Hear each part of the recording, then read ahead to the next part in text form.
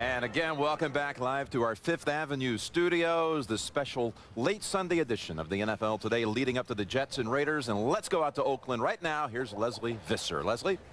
Hey, Jim. Hi, guys. It's a great scene here. Didn't we all grow up watching the Jets and the Raiders? Well, you've all heard about the ageless veterans of the Oakland Raiders. Satchel Paige once said, "How old would you be if you didn't know how old you were?" Well, names like Gannon, Woodson, Rice, and Brown are proving it isn't about age, but experience. Gannon took a big shot, and he is down. Siragusa got all of them. After reviewing the play, the quarterback's arm was going forward. It is a All right, Patriots retain the ball. Do the last 2 years make you so motivated for this playoff run? I think so. I think it's also the excitement and the knowledge that these opportunities don't come that often. And I think that we're trying to seize the moment, seize the opportunity. Right now, our confidence is pretty high. What a run by Gannon. quick feet for a guy who's 37 years of age. It's a silver and black avalanche.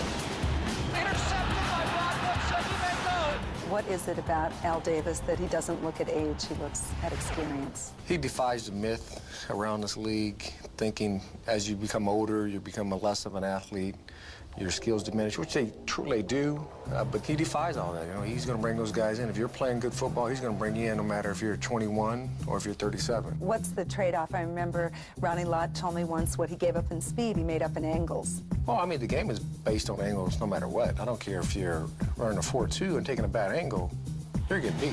Now, the angle should be there from day one. So I don't know if Ronnie and I agree we're on the same page with that one, but well, young guys want to be aggressive all the time. Sometimes you just can't do that. When I look at myself on film, I don't, look at myself as being a 36-year-old receiver in this league, returning punts and doing things of that nature. So, I would say late 20s, I'm not going to give myself 25, but... Was it black and white when you started? Well, close, that's for sure. Is it ever collaborative on the sideline? I mean, these guys have seen every situation. I'm not too big enough to think that I know all the answers or I have all the answers. And to kind of draw from their experiences and to talk to them in depth about some of the things that maybe I'm not aware of, that they may have a better handle on or know of, I think it just shows a sign of respect, and it shows obviously that we're all working together for the same cause. I don't think there's very few quarterbacks in the National Football League that can look to the right and then look to the left and see two future Hall of Famers. And people say, well, why are you having individual success? Well, if you look at the people around me, it's pretty clear that I'm in a very, very good situation here in Oakland. Do you and Jerry motivate each other? Certainly. I look at the things that he does, and I just try and, build myself up to some of the things that he's getting accomplished. But I know that he's a man. We call him the GOAT, the greatest of all times, we call him that for a reason. And, but at the same time, his presence here has definitely helped me out. So many people would love to be in our situation, and they don't get the opportunity, and we do. And I think the older I've become, the more I understand it's special. Rod Woodson has come full circle. His first team as a Pee-wee kid in Fort Wayne, Indiana, the Raiders. Well, these guys aren't the only Sunshine Boys. Don't forget Trace Armstrong and Bill Romanowski, who called Al Davis to say, "I want to be a Raider." Al Davis told me, "I don't care how old you are. This has always been my philosophy. Just bring your best game." And Jim, a couple of our guys might want to reconsider. Al Davis told me, Boomer and Dan are just about the age of George Blanda. Yeah. Guys, maybe, just maybe, a little life out there in your old game. Hey, before we go, a real quick edition of IBM Play to Win. Boomers undefeated in the postseason. I picked Raiders-Bucks at the start of the season on this show. I see no reason to change. Raiders by at least 7 here today. And I think maybe a big play in the special teams for the New York Jets caused them to win this game. I'm picking the Jets. I'm picking the Raiders because they're 3-0 when Charlie Garner goes over 100 yards rushing, and they will run Charlie Garner today. That's exactly right. The forgotten man, Charlie Garner, but I like Jones, Lewis, and Cowart as linebackers. Improved defense for the Jets. I'm going with the Jets. But, I tell you what, that, Raiders fans. They're going to love you out in the black hole next Sunday when we go on site, guys. I'm going to make sure I remind them your pick right there. Great fans. Folks, it's the Jets and Raiders coming up. Thanks for being with us. We'll see you at halftime here on CBS.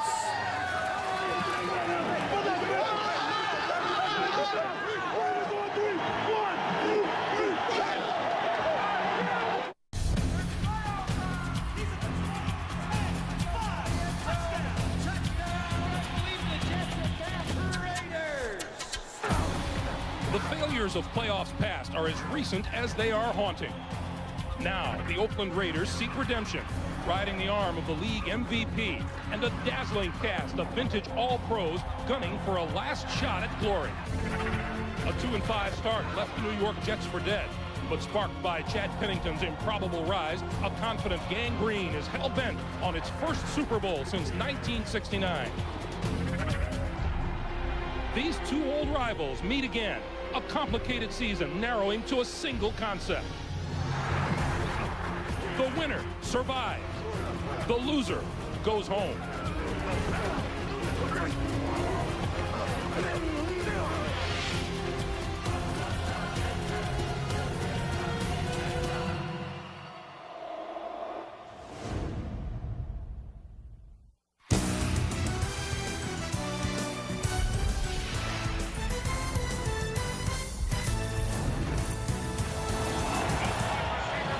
There is one contender still to be determined for the conference championships next Sunday for a berth in the AFC title game. It's the New York Jets and the Oakland Raiders.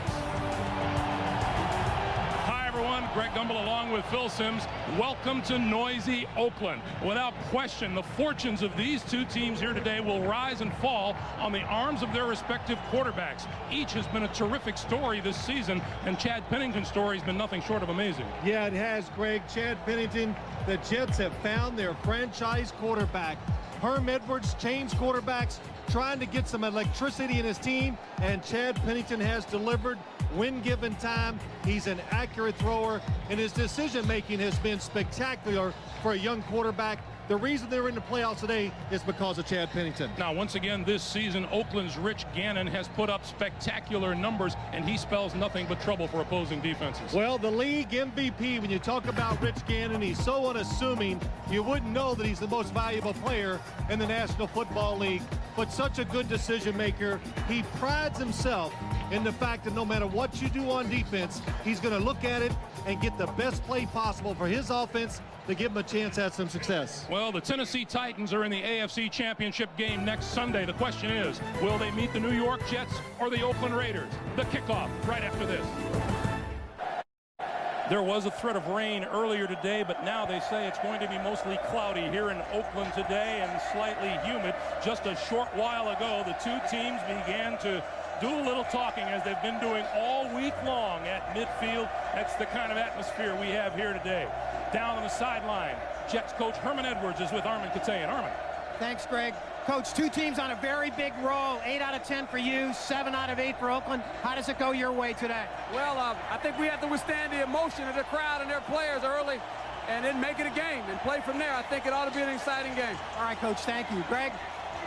Armin, thank you. There is Bill Callahan in his first season as the head coach of the Oakland Raiders, and it has been an outstanding season for the Raiders and for the first-year coach as well. The Jets have won the toss. They will receive, and that means back deep. There you see Sebastian Janikowski. Back deep for the Jets is number 26, Chad Morton, who has returned 2 kickoffs for touchdowns this season and had another called back. Greg, the Raiders very concerned about the return game of the New York Jets, and rightly so. Janikowski, the NFL's leader in touchbacks. This will not be one. From the 13-yard line is Lamont Jordan to 30, to the 35-yard line, and pretty good field position for the New York Jets. Chad Pennington coming out to lead the Jet offense, and the offense begins up front. It's led by center Kevin Mawai, named to his 4th straight Pro Bowl this season. Here's Chad Pennington on today's keys. The keys to the game are threefold. First, we must take the emotion out of the crowd in the first quarter. Second, we must establish the run. And third, we must really concentrate on time of possession to keep Oakland's offense off the field. That crowd, a big factor here in Oakland on first down. Straight ahead, Curtis Martin, and now to the outside. 45, midfield and out of bounds. Charles Woodson ran him out. The Oakland defense, the Raiders' defensive front, includes the veteran Trace Armstrong, now up over 100 sacks in his 14-year career. The linebackers, Bill Romanowski, the veteran of the linebacking crew that includes rookie Napoleon Harris and Eric Barton. And the secondary gets its 2 injured cornerbacks onto the field. That means Charles Woodson seeing his first action since mid-December. And speaking of Woodson, safety Rod Woodson is down at the 44-yard line, as you saw Chuck Bresnahan, the defensive coordinator of the Raiders. Let's go back and take a look. Rod Woodson, number 26. Oh, he gets picked off by the block. A wide receiver coming from the outside. Caught him. He did not see the receiver coming, and he takes a blow, and I'm not sure where he got hit or where. About a shoulder, Phil, but he may have just had the wind knocked out of him. Martin and Richie Anderson in the backfield. First down, Jets at midfield. Derek Gibson in to replace Rod Woodson. Pennington to throw. Going to go deep down the sideline. Got tripped. Penalty marker flies. Lavernius Coles tripped by Charles Woodson on the far side of the field. Well, it did not take long for the Jets to come after Charles Woodson. He's been out so many games. Had a hurt right leg. Interference. Defense, number 24. First down. And the Jets, of course, they do like to throw to Lavernius Coles. Look at the top of your screen. And that was a nice job by Charles Woodson. He got tripped as he was falling. He knew he was in trouble. Then he knocked down Lavernius Coles. The line of scrimmage, the 30-yard line. Rod Woodson back into the secondary for the Raiders. First down, Jets.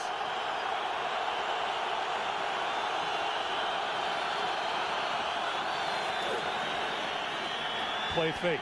The throw is complete to the tight end, Anthony Beck, and Beck brought down at about the 27-yard line by big Sam Adams, moving off the defensive line, a pickup of 3. Sam Adams looks like he's lost some weight, and I really do mean that. We watched him in practice. I watched him warm up today. He looks quicker, and he showed it on that play. But, Greg, real quick to go back to Woodson. We talked to Charles Woodson on Friday. I said, do you expect the Jets to come after you? He goes, if I was them, I sure would. So, even though he is a tremendous athlete, when you're not on that field every single week, you lose a little bit of that timing and the ability to make plays.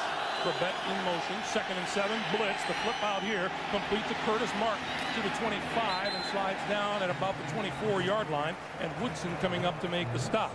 A pickup of 3, and it'll be 3rd and 4. Now you look at this Jets offense, what they want to do today. Just talking to the players and coaches, Kevin Mawai said, we need to run right at the Oakland Raiders. There's Paul Hackett, the offensive coordinator, and keep the defense off balance.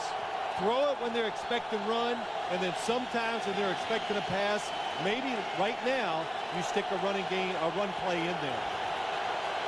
3 wide receivers out there for the Jets on this 3rd and 4.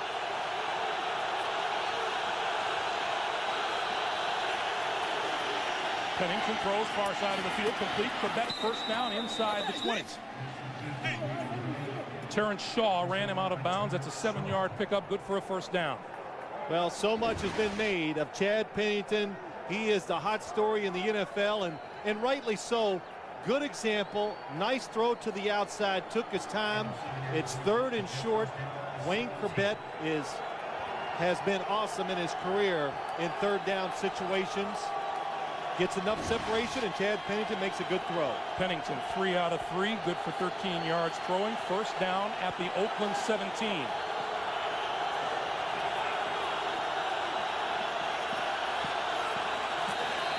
Curtis Martin inside the 15, or maybe to the 15-yard line. And Rod Coleman, Eric Barton with the stop.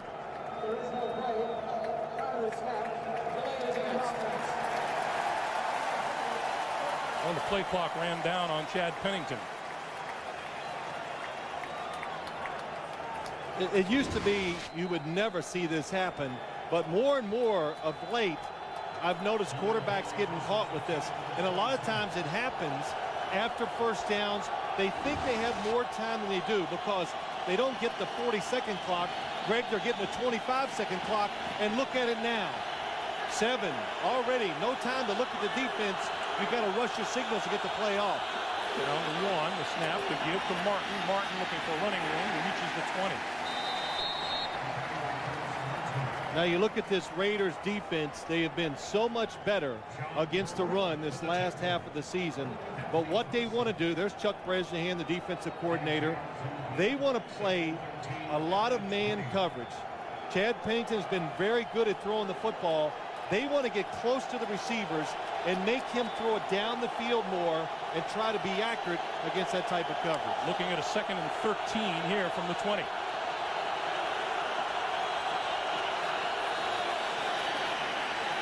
Pennington with time, throws incomplete and almost intercepted.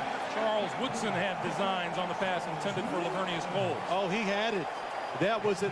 I watched Charles Woodson the whole play, and what I was going to say, it looks like he's limping, but he sits back.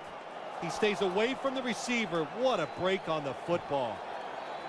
And watch what happens. Chad Pennington throws it to the outside to protect the receiver, but Woodson readjusts and beats Lavernius Coles to the outside for the throw. 3rd and 13. Play clock down to 5, 4, 3, 2, 1. Got the snap off in time. Pennington going for the end zone. It is incomplete. Torrey James defending on Coles, and it'll be 4th down.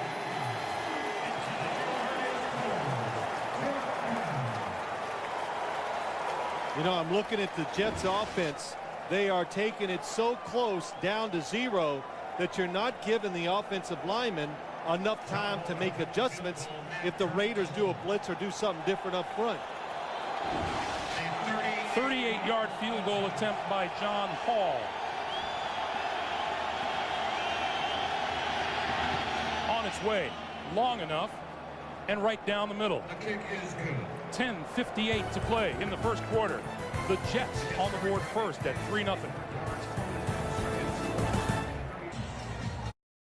By the Raiders, they get out, move the football, get 3 points, so it's an excellent start for the New York Jets. That's number 83, Marcus Knight, set to receive the kick from John Hall.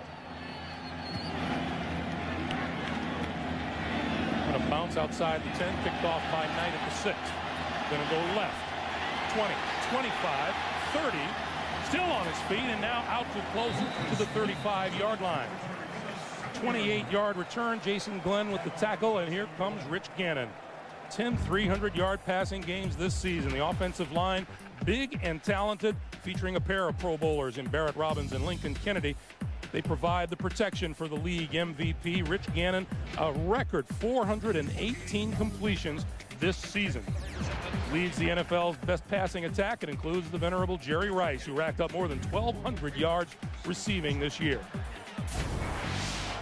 Charlie Garner, the lone back behind Gannon on first down from the Raider 35. Time to throw. Throwing. That is complete at the 40-yard line to Tim Brown. That's a 27-yard pickup. Greg, the Oakland Raiders said, we're going to come out and show formations and plays that the New York Jets have not seen us run. Look at Rich Gannon. Rich Gannon looked off. He throws back to the right. The Jets are expecting, here's Tim Brown coming down the field. Gets single coverage, breaks back inside.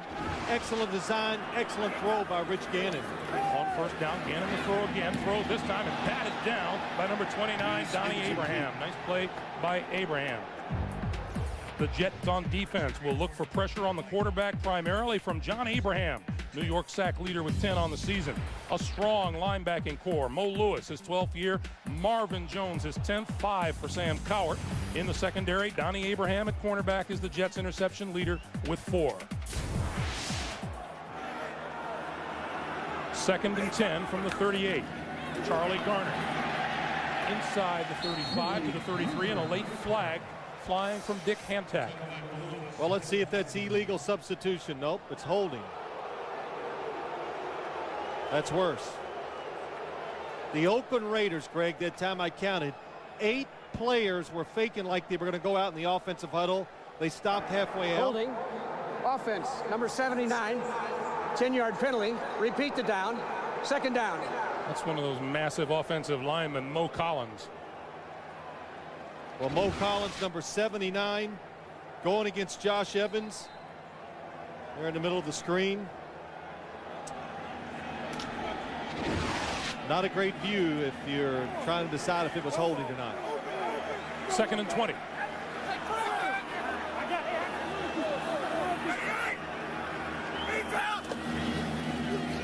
Gannon, little flip to Garner.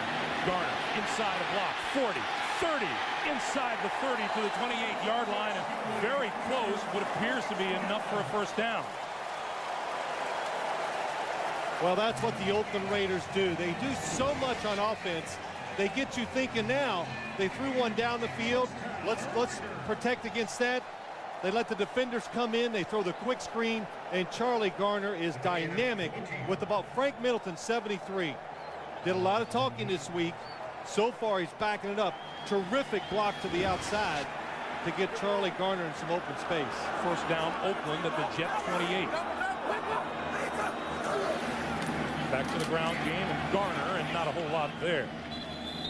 Phil, you mentioned the trash talking with Mr. Middleton, and we talked with Josh Evans yesterday, and Josh Evans kind of couldn't wait to see Frank Middleton on the other side of the line. Well, he goes, I like it when people talk a little of that stuff. It just fires me up, and we'll settle it on the field. So that's what you want to hear, and that's what I hope happens today. I hope that neither team gets drawn into that talking or whatever and commits a penalty that's just going to, you know, really have a big factor in the outcome of the game. Just do the playing and be quiet. On 2nd and 9, Gannon over the middle to number 84, Jerry Porter, and Porter fights for a first down to the 16. But Greg, when you have two teams like this, they've played each other 4 times in the last 2 seasons. Last year in the playoffs, here again this year in the playoffs. When you do that, it just creates animosity between the players. You're going to build up a little hatred or some bad feelings against the opponent you're going against. Especially when 2 of those games are playoffs. On first down, Garner up the middle inside the 15 to about the 12.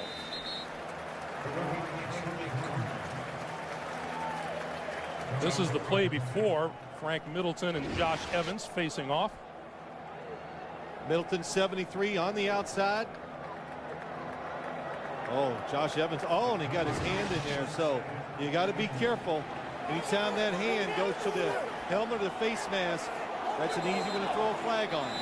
There's a marker as Doug Jolly appeared to move prematurely. False start. Offense, number 88. 5-yard penalty. Still 2nd down. Our referee, Dick Hantak, working his final NFL game today. Well, the Raiders 3rd most in the NFL. 2nd most in yards. So it's pretty amazing statistics for a 11-5 football team. Usually when you make that many mistakes or have that kind of situations, they're hard to overcome, but that says something too about their talent, but they're pretty good. And quick flip to Garner. Garner trying to turn the corner and is run out of bounds at about the 16-yard line. You know, it's really interesting. We go when we talk to the Raiders and Bill Callahan. I says, well, okay, you had 400 and some yards against them last time. What are you going to do this time? Completely different. Whole new game plan, whole new formations, new plays. Everything's different. And I go, wow. He goes, Phil, that's what we are. There's Mark Trestman, the offensive coordinator. He goes, we tinker no matter who it's against. We do it every game. Then you talk to the Jets about their defense. We're changing everything. We're going to show them different looks. And so it's a game of who can adjust the fastest to what the other team is trying to do. 3rd and 10. Gannon over the middle. Tim Brown inside the 10 to about the 6 and very close to a first down. Ray Mickens with the tackle. This is going to be really close. I'm going to go right here and say it's going to be just a little short. Big decision for Bill Callahan here. Tim Brown, you got the quarterback's view. What's it look like? Nice catch over the middle. Good block to help him get the extra yard. Tim Brown's only caught about, I don't know, 500 or 600 of those balls over the middle. Well, the Raiders say they want to go for it. Here comes Zach Crockett, John Ritchie. Bill Callahan has decided to go for it. Max Stinchcomb, a 310-pounder, and Langston Walker, a 345-pounder. Well, Greg, we've done enough Raider games. Opposing coaches have told us they think the Raiders are the best when it comes to these situations. Picking up a half a yard or a yard, they got a play that they almost always run. It's to the right side. The left guard's going to pull around and try to create a hole. Zach Crockett is their short yardage man, 4th and inches. Movement on the far side. Let's see if Stinchcomb, number 74, moved earlier, if it was the defense.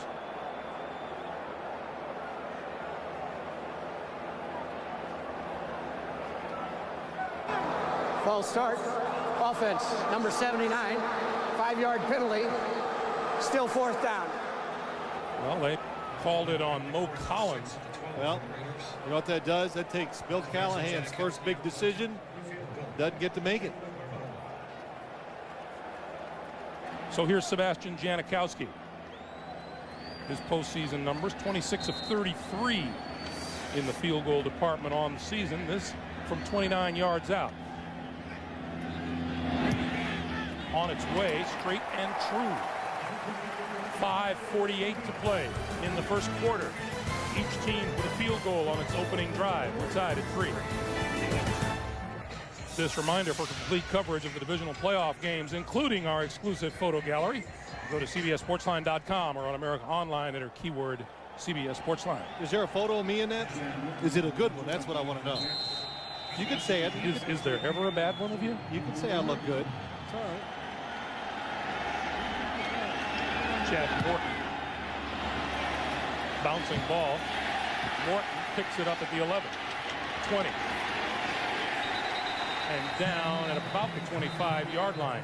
Tim Johnson with the stop after a 14-yard return, and will step out for just a moment.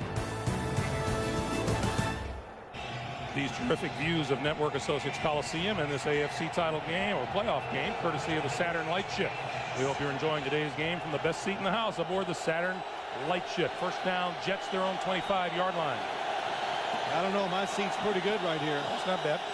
If you just get out of the way. Penalty markers. This play will not count. Curtis Martin decked anyway. You know, that's tough. I'll tell you what it is here in a second. False start. Offense, number 88. 5-yard penalty. Still first down. Let me guess that you're going to be hit hard on a play that doesn't even count. No, that's not it. Oh. No, it's tough for the offense. The Jets got to be careful. The crowd noise and the Raiders are moving around a lot on defense. That's tough for an offensive lineman. So there's a couple factors working here to make you antsy and make you jump off sides. Jets with a delay of game penalty and a false start here in the first quarter. First and 15 and 4 wide receivers. Martin. 4 to the 24-yard line. Travion Smith with a stop. It'll be 2nd and 11. You know, Herman Edwards talked about it with Armin Katayan to start the game. When you're an NFL football player, especially in situations like this, and you have to sit home and miss a week of action, you are antsy. You can't wait to get out there and hit. And that's all the Raider players said to us. We can't wait to go out and just hit the New York Jets. And you got to be careful sometimes that you're not over-anxious and give them an opportunity for a big play. 2nd and 11, Martin again, and maybe a yard or so to the 25-yard line. Let's check in downstairs with Armin. Greg, you talk about Chad Pennington and all the emotion. Well, it's extended to the pregame ritual in the locker room where Chad told us yesterday they basically challenged each other before the game.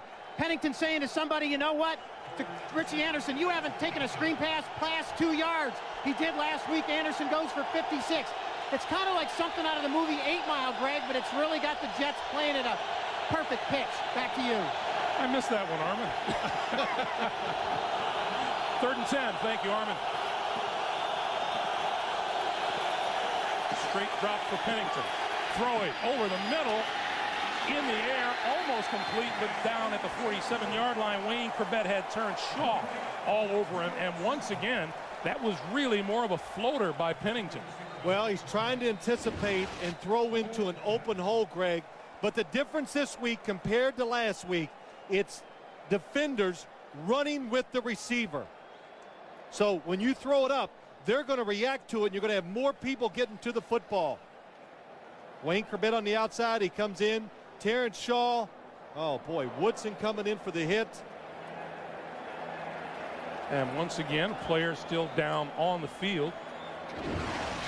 It appears to be Terrence Shaw. I think it's just Chad Pennington hung the football in the air, and the Raider players all converged and ran into each other. Yeah, it appeared from that sideline shot that collision didn't do Wayne Corbett a whole lot of favors either. Now, you know, Greg, if that was what you call a zone defense, where everybody was just looking and staying in position, Wayne Corbett would have pulled that down for a completion. Last week it would have been. This week it's not. Darian Gordon deep for the kick from Matt Turk. Sky high punt.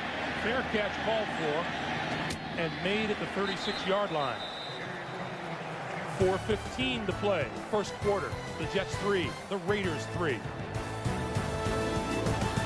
You can log on to SuperBowl.com for in-depth previews and recaps of all the weekend's games, as well as full on-site coverage. It's all at SuperBowl.com or on America Online. Enter keyword SuperBowl.com.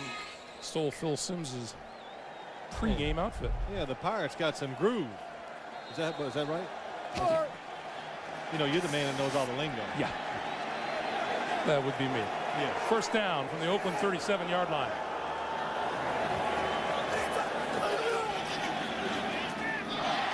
Throws it back. Gannon pulls it down, now throws to the sideline to Jerry Rice, and that's complete. Rice looking for running room, diving close to midfield. The handoff was to Tyrone Wheatley, who shoveled it back to Gannon. Well, watch what happens. The New York Jets, they defend this play perfectly, but Rich Gannon, so much experience. He knows he has extra time, and he just deals one from down low. Jerry Rice actually was covered all the way, and it took so long, he opened up on the backside of the defense. From midfield. Gannon on the move, and now wrapped up and dropped back at the 42 or 43-yard line by John Abraham. This almost looked like what happened to Rich Gannon when they played on Monday Night Football. He goes back. The coverage is really good on all the short routes. He misjudges the talent of people like John Abraham, and they get to him quicker than he thinks they can. He even admitted it to us. And Herm Edwards, Greg, he just said for the Jets to have a big day defensively, he goes 94. That's the guy. Loss of 7 on the play. It's 2nd and 17. Garner. Nowhere to go. Marvin Jones with the stop. I didn't mean to interrupt you the time before, but it's when you look at this Jet defense, the difference, in my opinion, and even when you talk to their coaches, at the beginning of the year, there's Ted Cottrell, the defensive coordinator. They thought their defensive line was going to be something special. It wasn't. It took it a while. Guys like Josh Evans, he kind of got in shape. He got better. John Abraham got healthy, and that has been the biggest difference in the last 8 to 10 games. 3rd and 18. Gannon throws far side of the field and overthrows everybody out of bounds. It'll be 4th down. You're right, Phil. This season has been almost a carbon copy for the Jet defense of a year ago because it started slowly, gave up a lot of yardage, and somewhere along the way, Herman Edwards and Ted Cottrell found the key, tweaked a few things, and they were red hot by season's end. Well, Herman Edwards said this. You know, I'm watching Rich Gannon on the sideline. He's holding his hand, which always is a big concern for a quarterback. He said, we simplified. We made it simpler. Let the players play, and that's when they got better. Santana Moss is deep. This one kicked to the far side and out of bounds, and this one is going to be lined up at right about the Jet 24-yard line.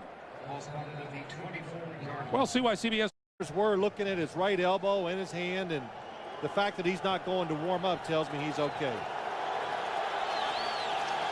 Well, the fans in the black hole begin to make some noise, and the rest of the stadium follows suit as Chad Pennington brings his offense to the line.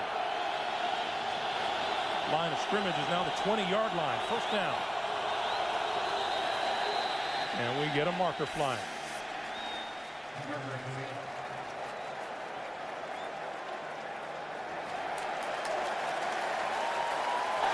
False start. Offense, number 88. 5-yard penalty. Still first down. Tight end Anthony Beck draws the Jets' second false start penalty of the day. Yeah, a lot of nerves being shown by both teams. That's a lot of false starts so far in a game that's still in the first quarter. 2:17 to play in the first quarter.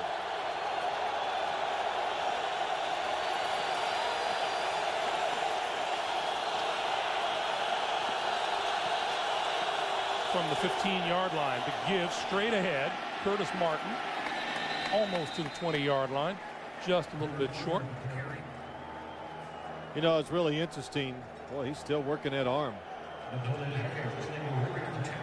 It's it, Greg. I find it interesting, though, when you watch the New York Jets talking to Herman Edwards yesterday, and you know, I had a chance to talk to him. I said, we were talking about Chad Pennington. He looked at me, and goes, "I got me a quarterback, you know." And I go, "Yeah." A lot of head coaches in this league don't know what it's like to have that guy, but Herman Edwards, he has found a young one that's going to be around for a long time. Pennington still with the football. Rolling left, throw, sideline, incomplete, overthrows Lavernius Coles, the intended receiver. Number 99, Delores Grant, was putting the pressure on Pennington, and it'll be 3rd and 10. Earlier is back onto the field as a 5th defensive back. 3rd and 10.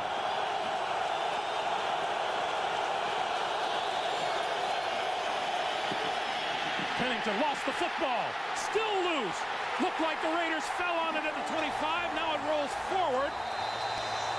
Who's got it? Raiders. Travian Smith.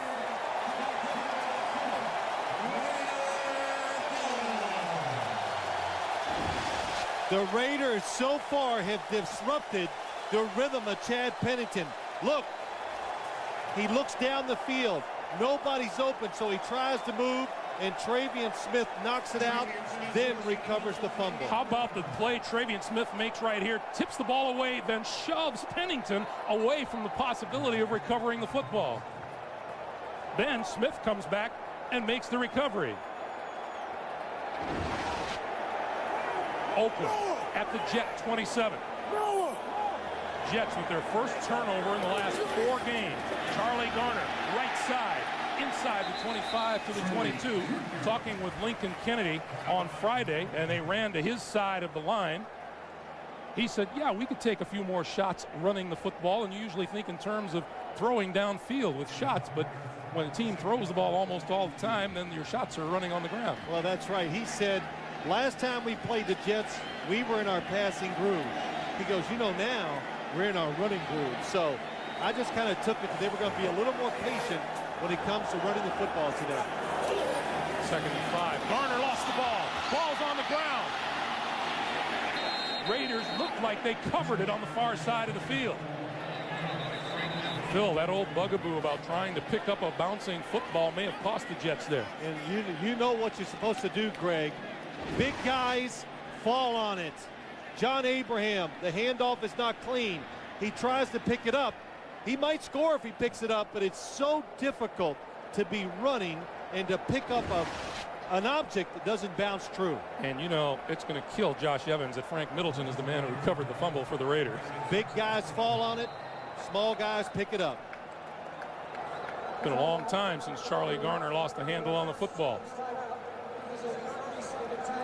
We get a timeout with 9 seconds to play in the first quarter.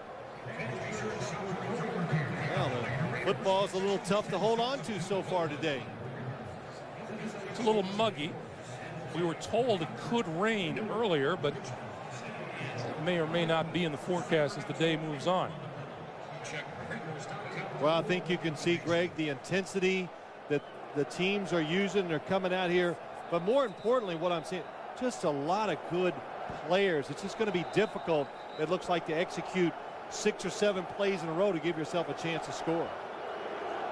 Bay Area football on a Sunday afternoon. The winner of this game meets the Tennessee Titans next week. If the Raiders win, Tennessee comes to Oakland. If the Jets win, the Jets travel to Nashville.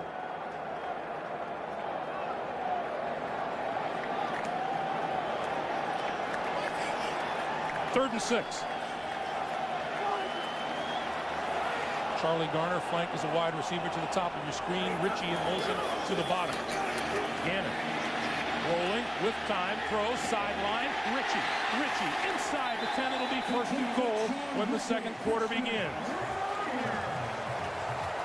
14-yard pickup for the Raiders as time winds down in the first quarter. That's the end of the first quarter. Our score, the Jets 3, the Raiders 3. We'll come back to Oakland after these messages. You're watching the NFL on CBS. Look at that completion by Rich Gannon. There's John Ritchie. He's going to go out to the sideline. You have 5 receivers going down the field, and if you don't get to the quarterback quickly, you let Rich Gannon get a second look at your defense, and when he gets that second look, somebody's going to be open, and he's going to find him. First and goal for the Raiders, just inside the 10-yard line. Garner. And Garner wrapped up by Marvin Jones, number 55. It'll be second and goal. He may have reached about the 7.5-yard line. Well, Marvin Jones, he's really had an outstanding second half of the season. I think that's what you got to say about most of the Jet defenders, because early they were struggling, but the middle linebacker, when he makes a lot of tackles, that tells you the up front people are doing a good job of protecting him. Once again, Garner and Ritchie behind Gannon. Garner again to the 5, to the 3, plowing forward, close to the goal line.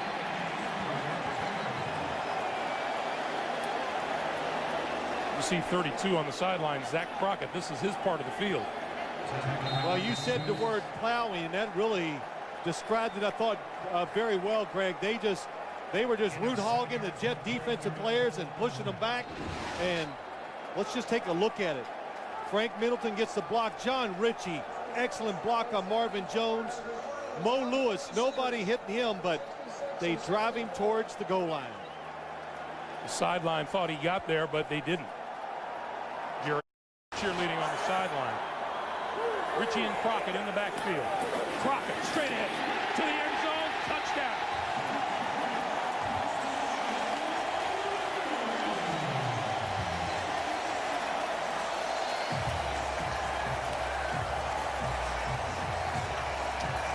Greg, that's the play we were talking about. They run it so much. There's so many reasons why it works so well. They just have such big offensive linemen. Wow. Frank Middleton had a block that was phenomenal. John Ritchie leads them through the hole, and they get the easy touchdown. Janikowski for the point after. Perfect placement, perfect kick. 13:44 to play in the first half. Zach Crockett's touchdown has the Raiders up 10-3. Zach Crockett now with 9 touchdowns and 41 carries this season. I was just saying to you, he's got quite the little niche on this team, doesn't he? You know, Greg, you're right. A little niche. They got a lot of players that have a niche. The Raiders are not like most NFL teams. They got depth. Bouncing ball. Lamont Jordan at the 15. Lost it, fell on it at the 20. And a little extracurricular activity at about the 22 or 23-yard line. Let's go back to that touchdown run by Crockett. Well, I want you to look at it just one more time, because 340 pounds, Frank Middleton, watch the block he gets, just drives Marvin Jones across the formation, doesn't allow Sam Coward to get enough momentum to come up in the hole and stop the run. And you said it, a little niche. Zach Crockett does that. John Ritchie's a blocker. Charlie Garner does it all. Tyrone Wheatley whams it up in there for him for a couple yards.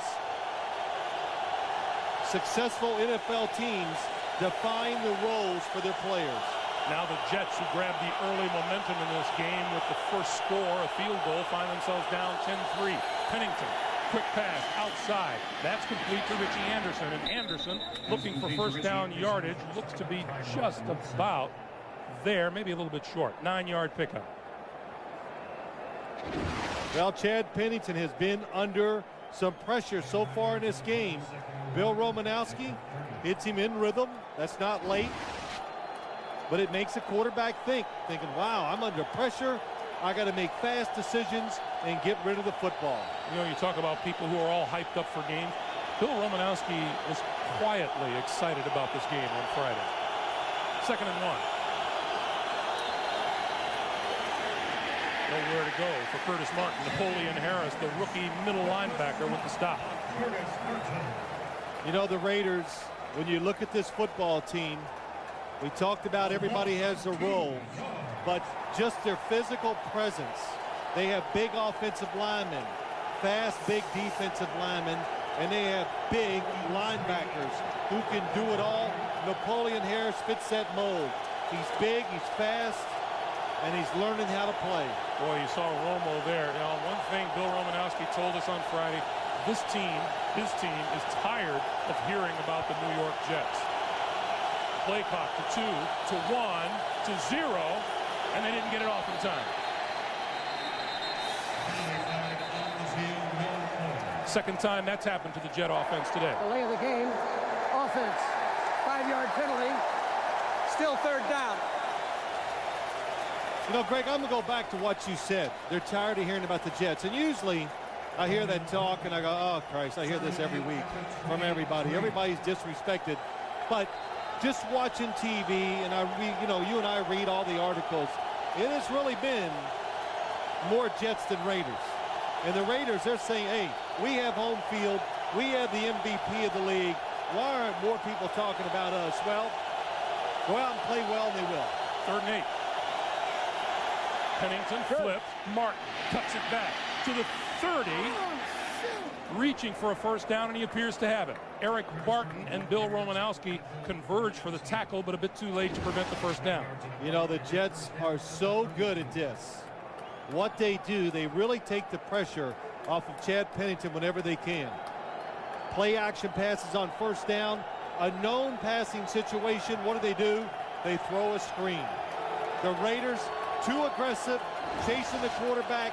Nobody there to protect against the screen. Lamont Jordan into the Jet backfield. First down, New York.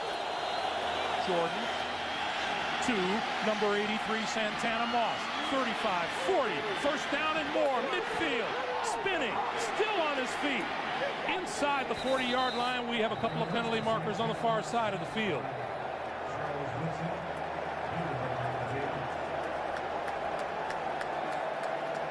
It's going to come back.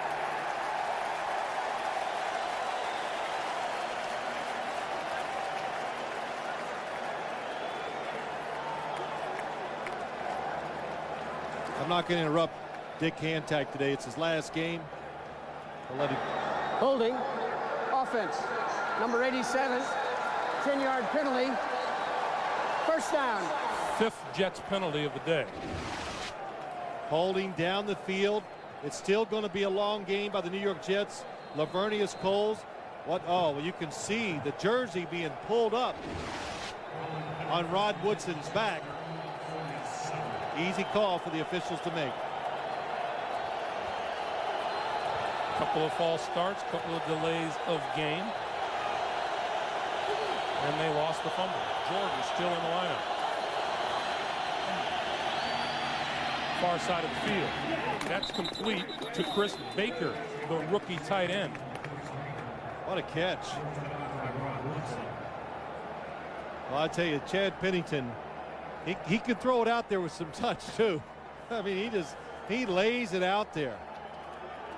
And what it does, when you throw the football the way he does, it does allow receivers the ability to adjust to it, and of course it makes it a very easy football to catch. From the 38.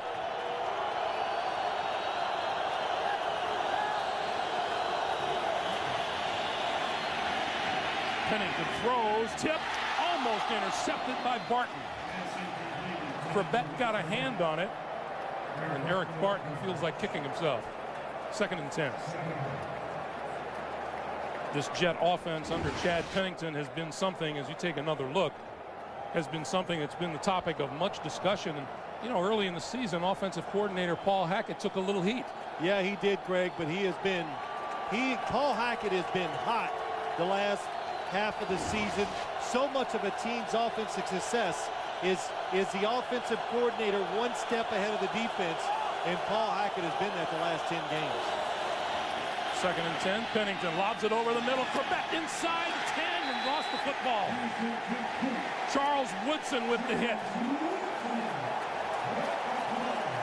Well, Wayne Corbett's going to limp off the field, but there's a time when you got to throw the football and put a little more on it. And watch Wayne Corbett as he goes down the field.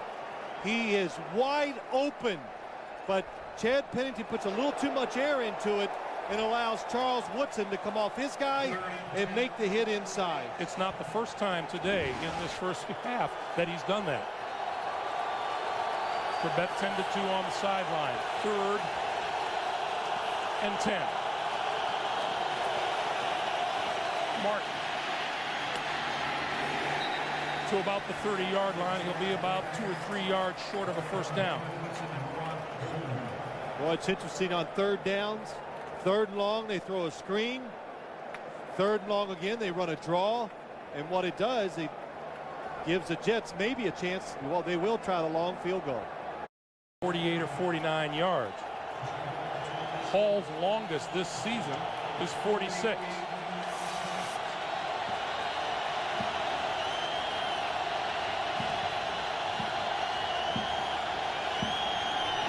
On its way.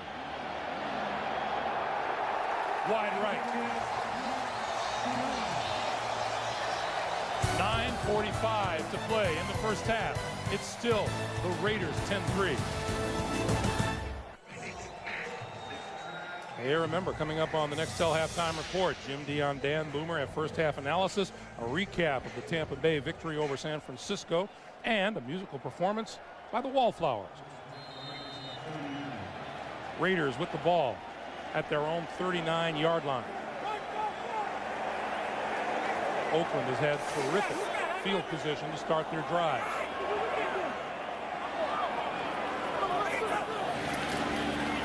Charlie Garner trying the right side. Across the 40 to about the 41 or 42. Sean Ellis and Larry Webster converge after a 3-yard pickup, and it'll be 2nd and 7. Greg, there's a lot of interesting matchups when you look at this game today. So many times, you know, for Rich Gannon, for Chad Pennington to be so successful, which they have been this year, you know, the big guys got to do a good job. And so all the small guys, defensive backs, receivers, quarterbacks, their jobs depend on how the big guys are going up front, and both sides are very talented. Garner looking for a block. That play is cut short. John Abraham and Sam Cowart with help from Damian Robinson. Just nowhere to go. The Jets so good at the point of attack that it takes too long for the play to develop. And John Abraham, he's already put pressure on the quarterback, and look at him in the run game. It's interesting as we watch him get matched up with some of these offensive linemen for the Raiders. He had some interesting things to say about both tackles. 3rd and 7. Different look, 3-down linemen for the New York Jets. Play clock to 2 to 1, and Gannon calls timeout. So Oakland uses its 2nd timeout. They have 1 remaining here in the first half. 8:19 to play. Don't miss the One Awards show where your vote counts. See your favorite movie, TV, and music stars on the People's Choice Awards live tonight at 9/8 Central here on CBS, America's Most Watched Network. Herm Edwards said he wanted to get the Raiders in 3rd and longs today. They've done that. 3rd and 10, 3rd and 18. Gannon with a 3rd and 7 here. With time, throws far side. Ritchie dropped it at the 45. Well, excellent coverage down the field again by the New York Jets. You go back to the last play where Rich Gannon called the timeout. The Jets came out in a totally different look. And when that happens, usually they're going to spring something on you, something you're not ready for. So Rich Gannon called the timeout. The Jets come out again on defense and give him a whole different defense from the time before, and it worked for him. Santana Moss is deep for the kick from Leckler. Oh, what a kick. Very clear that the Raiders would rather not kick the football to Santana Moss today. It's the 2nd time they've kicked out of bounds. Well, they're kicking out of bounds with the punter, and Sebastian Janikowski, when they kick off, is kicking it on the ground away from Santana Moss. So And you know what? We harken back to our conversation with Bill Callahan. To where do you say the importance begins in this game? And the first thing he said was special teams. Oh, he was worried about it. The Jets' return teams are the best in the National Football League, so you should be concerned. First down for the Jets at their own 19. Moss and Coles are the wide receivers. They give straight ahead to Richie Anderson, and Anderson for a couple. Let's go down to Armin Katayan. Armin. Greg, an update on Wayne Corbett, who limped off last series, is not out on the field at the moment. He's got a lower right leg injury. It's in the shin area. It actually hurt it earlier in the game. His return is described as probable, but I say he is definitely in pain on the sidelines, Greg. As we take a look at Corbett on the sideline. Thank you, Armin. Looks like he's got a little pad on his right shin or on the outside of it. 2-yard pickup on that last play, 2nd and 8. Pennington, play fake, running out of time. Almost tripped up and now goes down at about the 25-yard line. Armin was talking about Wayne Corbett and his injuries. He's had a tough day already today. Taking some big hits down the field, Wayne Corbett is. You throw it high in the middle of this field against this defense, you're going to take a big hit. We are under 7 minutes to play for the first half, and Pennington and the Jets looking at a 3rd and 4.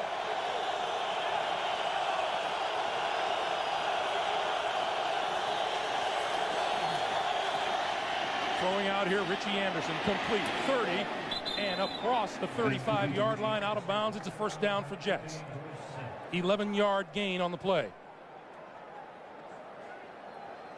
I mentioned to you earlier, Phil, there's no question that the Pennington that we've seen in recent weeks has been very much in rhythm and in sync, and the Raiders haven't given him that chance today. Well, the Raiders are just a better defense than what they're used to seeing, Greg. It's like a baseball player. When you're going up against the best pitcher in baseball, your batting average is going to go down. So the same would be said for quarterbacks. When you play an outstanding defense, you're just not going to post the same numbers as you usually do. Curtis Martin waits for a block up to the 40-yard line. And we get a little bit more excitement as the ball came loose late. 4-yard gain. It'll be 2nd and 6. As we watch here, the ball was blown down. And we have a player down, Piers, on the near side of the field, and that's Charles Woodson. Charles Woodson, who has been plagued by injury Player all was season ruled long. down by contact. 2nd down. And Woodson is up. He's up. You know, Charles Woodson, you said it, Greg. He has had some injuries. Watch him, number 24. Goes in to make the hit. Can't tell, but boy, just again, boy, that football came flying out of there. Well, he missed 5 games with a cracked humerus bone in his shoulder. He's been bothered with a turf toe and the leg problem. It's kept him inactive the last couple of weeks. Has a plate inserted there, and we said, "Are you ready to go?" And he said, "Oh yeah," and then he stuck his leg out there and it was swollen. Yes, that's right. Charles Woodson has to come out for one play. And the Raiders call a timeout. Well, so they call a timeout with 5:53 to play. They burn their 3rd and final timeout here in the first half. Out of a break, and so far we've seen him come out of a break very well a couple of times. Curtis Martin, Gerald Soule in the backfield on 2nd and 6. Quick pass out into the flat. Lavernius Coles, and Coles wrapped up and not going to get back to the 40-yard line. By John Burla and Charles Woodson. You know, a lot of times you judge a team, how they're taught, how they're coached, and are they ready to play when you see plays like that. When you see a short throw to the outside, who on your defense is trying to make the play? That time, John Perella, an inside defensive lineman, was the first guy out there trying to make the tackle. Loss of 1 makes it 3rd and 7.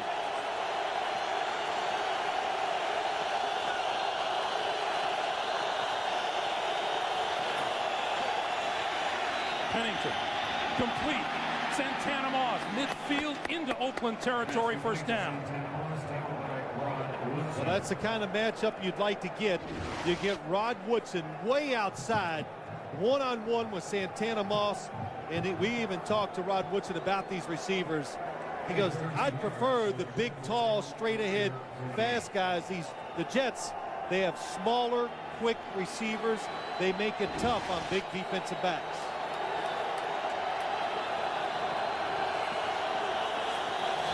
.445 to play. Straight ahead is Curtis Martin.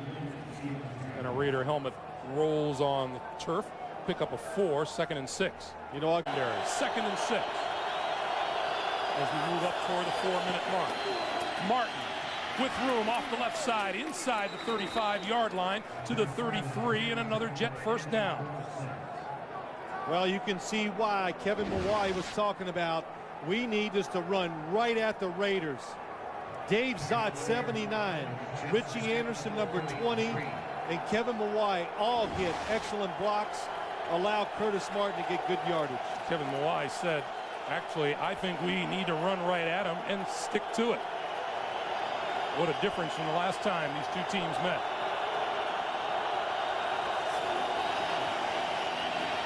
Couple of ball fakes. Pennington gets rid of it, looking at the end zone. Got it down. Torrey James prevented the touchdown.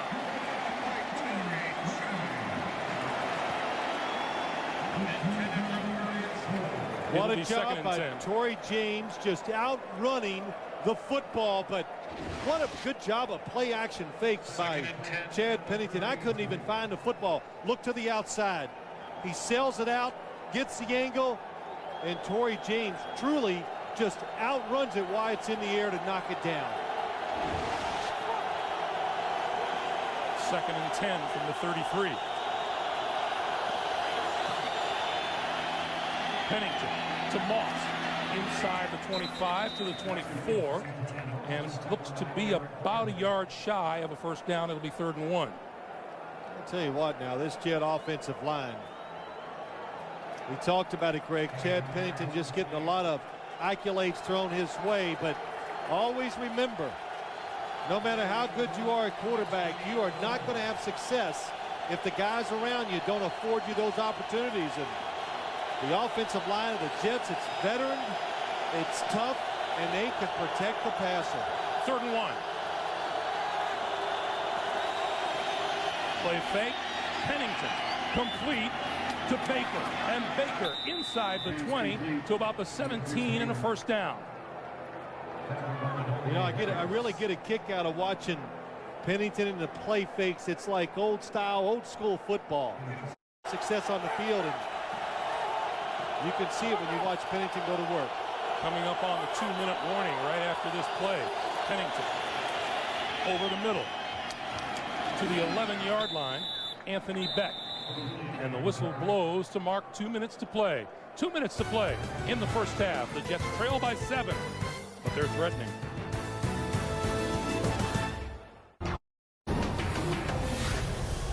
On 2nd and 4, Wayne Corbett back into the Jet lineup. Curtis Martin just inside the 10-yard line before Eric Barton wraps him up. Greg, we were talking about it during the break. The Jets they've got a nice rhythm going on offense. Good play calling. Eric Barton, number 50, just an excellent job of reading the play, avoiding the block, and making the tackle. 2-yard pickup, and it's 3rd and 2. A minute and a half to play here in the first half. Crowd noise is just not that big right now. Play clock is down to 4 to 3 2. Pennington throwing on the slant. Coles still on his feet inside the 5. 1st and goal.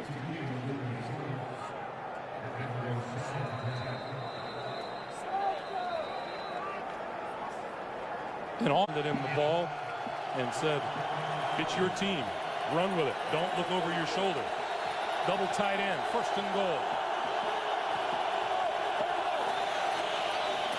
Lamont Jordan breaks it to the outside. Race to the corner of the end zone. He is down at about the 1. Derek Gibson ran him down. Clock continues to move, coming up on 50 seconds to play. You're the defense. Jumbo Elliott onto the field as an eligible receiver for the Jets. Pennington rolling, throws, Gerald Sowell, easy touchdown. Pass complete to Gerald Sowell.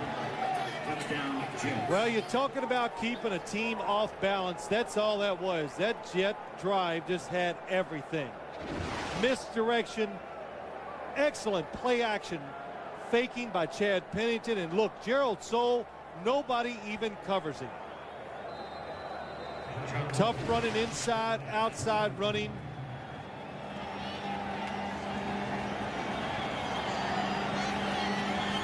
Call for the extra point.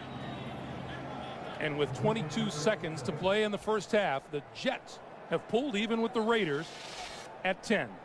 You know, helped Chad Pennington kind of prepare for this playoff run. Boy, and this young quarterback, as you sit there and listen to him talk, he sounds like he has the confidence of a veteran. Marcus Knight from the 5. 20 and out of bounds at about the 22-yard line. 19 seconds on the clock. And remember, the Raiders are out of timeouts. Greg, it's like we said earlier, and you can see it in Herm Edwards' eyes when he talks about his quarterback. He knows he's got the guy. There's no more searching. It's over. And if you watch them a lot, they talk a lot. And I watched Chad Pennington. He goes over to the sideline in between series. And I don't think Herm Edwards is going, read this, read that. He's like, settle down, be cool, do this. You know, just trying to control his temperament. And he's just done an excellent job. Chad Pennington's been impressive all season. Rich Gannon told us what's impressed him about Pennington has been the fact that he's been able to maintain his consistency since the time he took over the helm. Hard for a young quarterback to do. 1st and 10. Gannon going to throw. Far side of the field. Right through the hands of Marcus Knight, his intended receiver. 14 seconds to play. This quarter owned the football. I knew they did. I didn't know it was that much. That was incredible. This is Charlie Garner. And Garner is wrapped up by Mo Lewis, number 57, and with that time will run down. Final seconds of the, well, now 3 seconds on the clock, and the Jets have called a timeout. Yeah, they want to make them. I think you should do this. And Herman Edwards wants more time on the clock.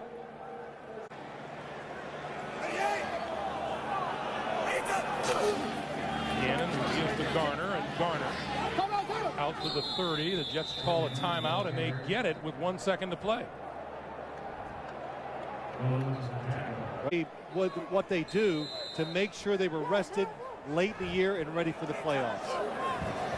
Garner on 4th down. Cuts it back and goes down at the 33. I like when we asked Bill Carroll, you know, what did you think about your first year? He goes, feels like my 10th. Yeah, that's right. Just like a rookie for a head coach, that first year is long and tough. Chad Pennington. Let's go down to Armin Katayan. Armin. Coach, pretty much what we expected. Tight, impressive, intense first half. What do you like to see in the second, particularly in regard with your passing game? Oh, we got to get it cranked up. We got to start throwing the ball a little bit more in the second half and get a little bit more balance into our attack. All right, Coach. Thank you. Greg. All right, Armin, thank you. That is the end of our first half with the score. The Jets 10, the Raiders 10. Brings up this stunning statistic. 25 offensive plays by the Raiders. They ran the ball 14 times. That's very un-Raider-like. Well, I think they thought they were going to catch everybody by surprise and come out and run the football. Well, it's a good thought, but what it does, it takes your team out of rhythm. So Bill Callahan kind of hinted at it to Armin Katayan going into halftime.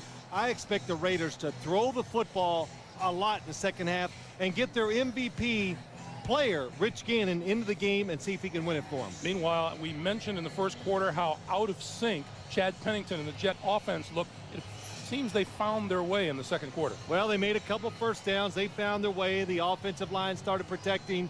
The play calling was very good, and Chad Pennington took advantage of almost every situation there in the second quarter to get the Jets back in the game. Pennington in the first quarter was just 3 out of 7, was 11 of 14 in the second quarter. Raiders get the football first.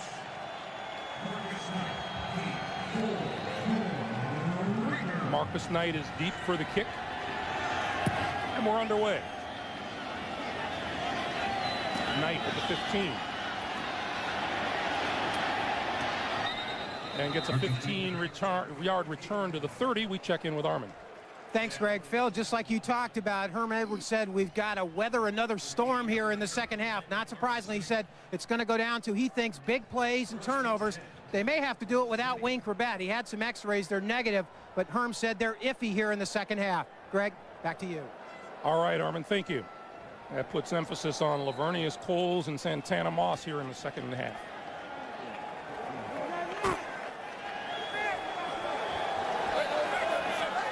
Charlie Garner and John Ritchie in the backfield. And Gannon going to throw right off the bat. Over the middle. Finds his man. Jerry Porter. Porter to midfield and out of bounds.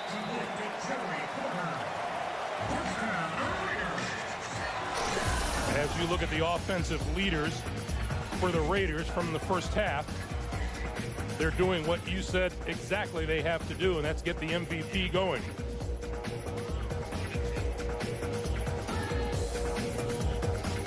Garner and Ritchie in the backfield as you look at Tim Brown, and now from midfield, Gannon to throw again. Tip, incomplete. Intended for Garner. Sam Cowart was there to defend. The Raiders went with a no huddle there, Greg, trying to change the pace of this game and in a couple things, trying to get Rich Gannon more involved, get him in rhythm. And anytime you quicken the pace on offense, one of the things you can do if you can get some first downs, you can tire out the defensive line and give the quarterback more time to throw the ball down the field. Jerry Rice with just one catch so far today. Gannon throwing to the near side. Doug Jolly, the tight end, at the 45. And Sam Garnes wrapped him up. Well, that's something, too. The Jets are doing really well. You watch Sam Garnes, another defensive player that's had a special second half of the year. They are tackling the receivers when the opportunity is there. Sam Garnes says, you know, I struggled early in the year because I was trying to impress my new teammates so much. I was trying to make that big hit, and I was getting in trouble. So he just settled down, make the plays that are presented to you. That's what you're supposed to do in a defense like the Jets. Gannon throwing on 3rd and 4 over the middle. Jolly for a first down inside the 35-yard line. Raiders are without the services of Roland Williams, the tight end, and Doug Jolly taking on a few more snaps. Well, Rich Gannon sees the zone defense. That means the defensive players are watching the quarterback, and they're not necessarily seeing the receivers when they come in around them. And meanwhile, Josh Evans getting to Gannon just after he released the ball. Well, I mean, nice. It's just a good hit by the defensive lineman, solid, and takes the quarterback to the ground. From the 35. Gannon to throw again. Over the middle. That's complete inside the 30 to the 25 to Jerry Porter. You know, I was listening, if you could hear it, the offensive lineman of the Raiders yelling. And we're talking to Lincoln Kennedy. His job is to watch the clock along with the quarterback. The center calls out the fronts. The other guard, Frank Milton, tells who's in the game. They all have a little job to do for each play. On 2nd and 1, Garner with the first running play, and he's inside the 20. First down, Oakland. John Abraham with the stop, but everybody out there, you know, you'd like to think, or at least the average fan might think, that the Raiders are out there just listening to the signals, but everybody has a job to do. Oh, yeah, you know, it was really interesting. Rich Gannon, he's focused on calling the play, but when you talk to Lincoln Kennedy, they have 4 distinct jobs that they do truly every single play. And Lincoln Kennedy says, I get down my stance and I look at that play clock and I get nervous about my quarterback. He's not seeing it. On first down, Gannon throwing, that one tipped incomplete. Double coverage on Charlie Garner. And we have a Jet on his back at the 14-yard line. That's Sam Cowart.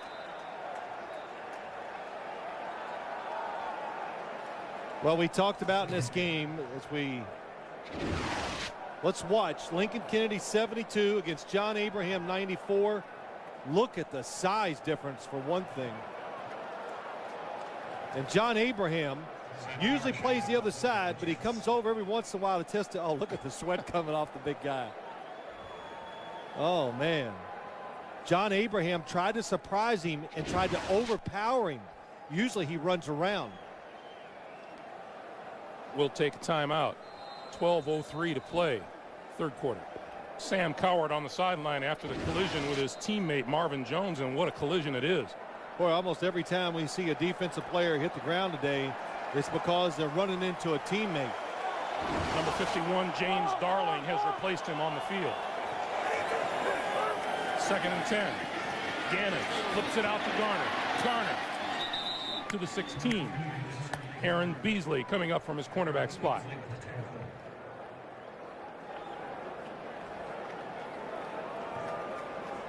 Well, Oakland has come out throwing the ball here in the second half. Yeah, not a surprise. You know, you just got to put the football into the hands of the most valuable player in the league. And it was a good thought. Run it.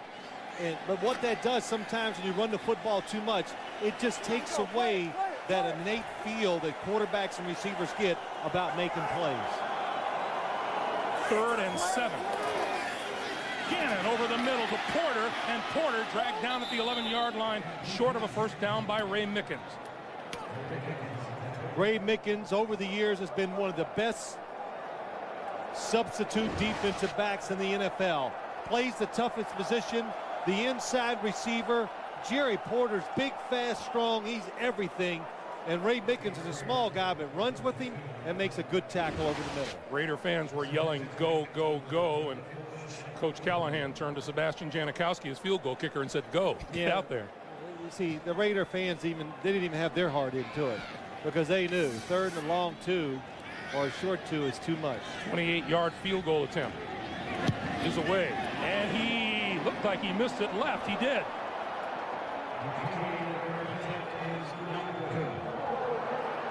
That is a gimme in the NFL from 28 yards out. Janikowski missed it to the left. 10:34 to play in the third. We're still tied at 10.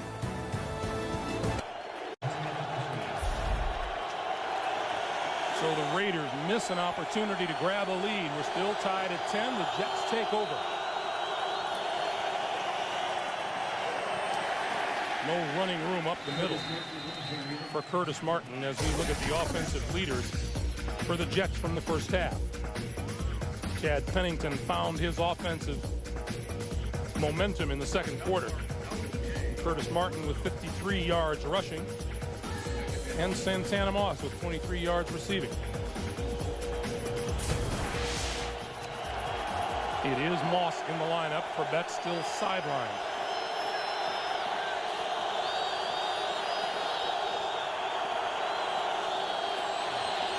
On the blitz, Pennington throws incomplete. Beck, the intended receiver. Well, the football got tipped at the line of scrimmage. So Chad Pennington misses the open receiver. If you want to disrupt the quarterback, push the offensive lineman backwards. Nice job by Sam Adams. He stopped the run on first down, deflects a pass on second down. Crowd coming to life. Trace Armstrong doesn't look like he'll be playing anymore today. Hamstring problem. 3rd and 10. Corbett back into the game. Pennington on a roll, and he overthrows him. So the Raider defense gets a 3-and-out. Yeah, I'm sorry, Greg. We've talked about it. They've thrown screens, run draws on 3rd down, trying to protect their quarterback and being smart against a good pass rushing team. And this time they've moved the pocket to get him outside to help the receivers, but the Raiders were ready for the play. Turk to kick. Darian Gordon deep. End over end. Inside the 45. And will roll to a stop at the 41-yard line. 9:37 to play in the third. Rich Gannon and the Oakland offense back on the field when we come back to Oakland. here in Oakland is tied score 10-10 between the Jets and the Raiders. Greg, I was told at halftime there was a rumor going around the press room regarding the status of Rich Gannon's right hand, a possible injury or not. I checked with the Raiders official at halftime who would know, and he told me that Rich is fine, and looking at him, I can't see a problem. Back to you. All right, Armin, Gannon rolling and throwing, and Garner can't hold on. It's incomplete. Well, we did see Gannon rubbing his forearm a little bit, and, you know, that just may come from the normal ebb and flow of a football game. Oh, he's okay. You know, I can watch quarterbacks and tell by the way the football comes off their hand how they're throwing it down the field, and there is nothing. If it is hurting, it is not affecting the way he's throwing the football. Nice number so far for Gannon. 12 of 19 for 146 yards. 2nd and 10. Some people read minds. I read bodies. That pass is complete to Doug Jolly, and Jolly across the 45 to the 46-yard line. And Gannon getting the ball off in a hurry, which really cuts down on the chances that the Jet defense, people like John Abraham, can get to Gannon. Yeah, well, it's hard to get to Rich Gannon, even if he holds the football a while, Greg. But John Abraham, we've been watching him all day. He's doing a good job. If I was him, I would stay to that offense's left. Even though Barry Sims is a good player, I'd take my chances against him before I would Lincoln Kennedy. 3 down linemen for the Jets. Once again, Gannon avoids the rush, pulls it down, throws to Rice. Rice to the 45, to the 43, and a first down.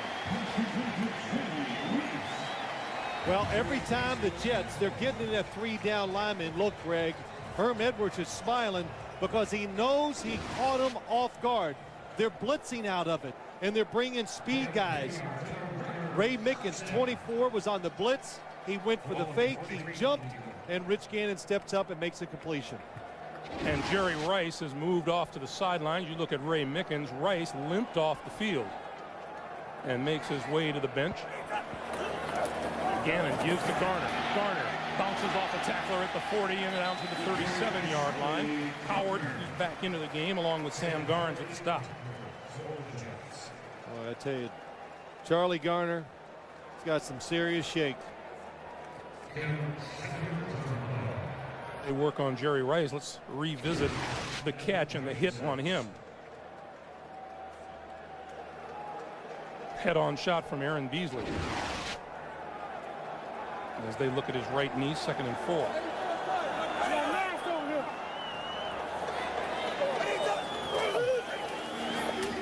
Gannon, shovel pass. And that goes to the 35 to Garner. You know, you watch this game and you're at home and you're a fan, and what we talked about, the Raiders just look better when they throw it more. It's what they are. They really did so much of it during the year. You claim an identity and you just get used to playing a certain way.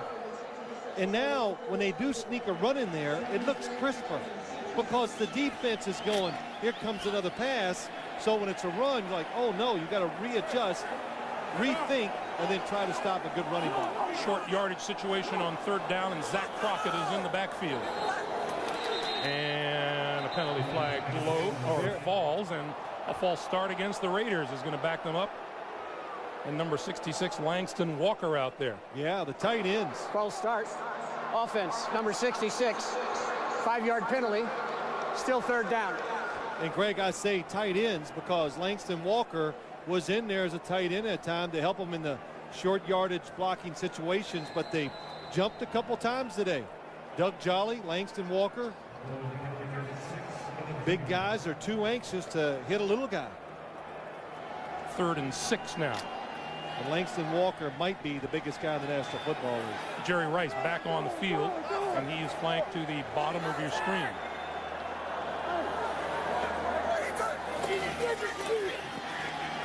Gannon waiting all kinds of time and throws incomplete. Intended for Garner, who went outside and came back across the middle. Yeah, he did, but how good is that coverage? And you know what's happened? A few weeks ago, we did the game. The Miami Dolphins lined up and played a lot of coverage where, you know, the Raider receivers as a group are not especially fast.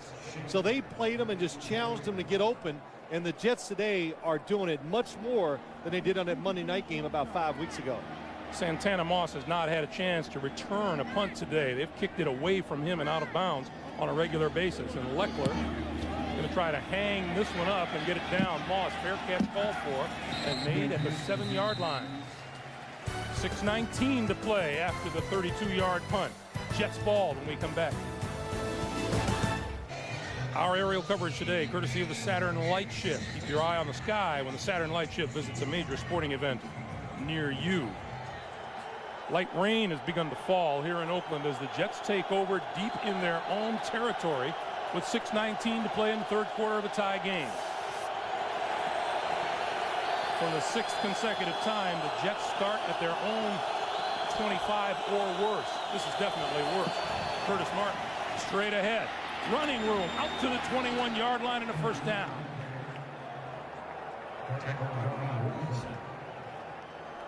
You know, the one place that you would think the Raiders could stop, well, Sam Adams gets moved out of position. Coleman, 57, he gets blocked out of position. Just a good job by Dave Zott, Kevin Mawai inside along with Randy Thomas. That's 3 veteran, good offensive linemen. Curtis Martin now 13 carries for 65 yards. He's going to get another chance here. Tries the right side, and not much there at all. Maybe to the 22 before Harris and Romanowski converge. 5.5 minutes to play in the third. Curtis Martin on the season, 1,094 yards. 1,000-yard rushing season for the 8th straight year to start a career. Only Barry Sanders with 10 straight years has done better. Curtis Martin can play through pain that I've come across in the league. He's been hurt a lot, still finds a way to get 1,000 yards. 2nd and 8. Pennington. Incomplete. Charles Woodson. And Santana Moss complaining to the official. I know they're complaining. I couldn't see it because I was too busy looking at the runner because Chad Pennington completely faked me out with his ball action. Charles Woodson. Well, Santana Moss stops too, so that's a good no call by the officials. Play clock down to 3, 2. Pennington has to hurry and he gets the snap off. Going to throw it deep down the sideline. It is intercepted. Did he pull it down inbounds? He did. Torrey James. Well, I've done many games, and Greg, every week you complain to me, why don't defensive backs look for the football? This time, Torrey James in excellent position, outside looking in. First off, Chad Pennington knows it's single coverage to the outside. He throws it where he wants to. Rod Coleman makes the hit on the quarterback, but Torrey James in excellent position to make the interception. And what the Raiders have done is they've picked off a quarterback who just doesn't throw interceptions. Pennington came into this game with 1 pick in his last 216 passes. That's the 2nd in 241, and the Raiders have gotten them both.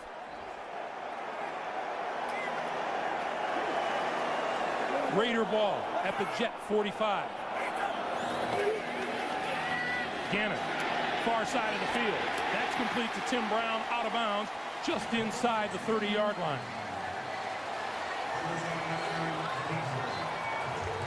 .440 to play in the third. First down, Raiders at the Jets 29. We are tied at 10.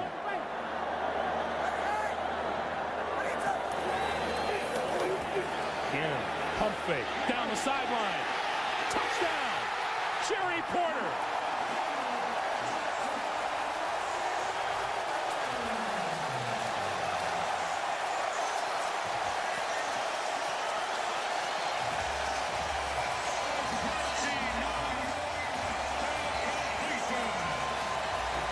What a job by Rich Gannon.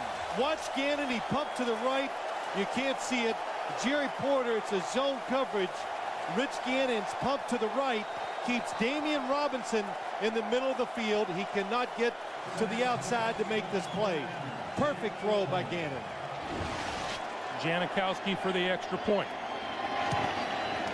And it's good. 4:24 to play in the third.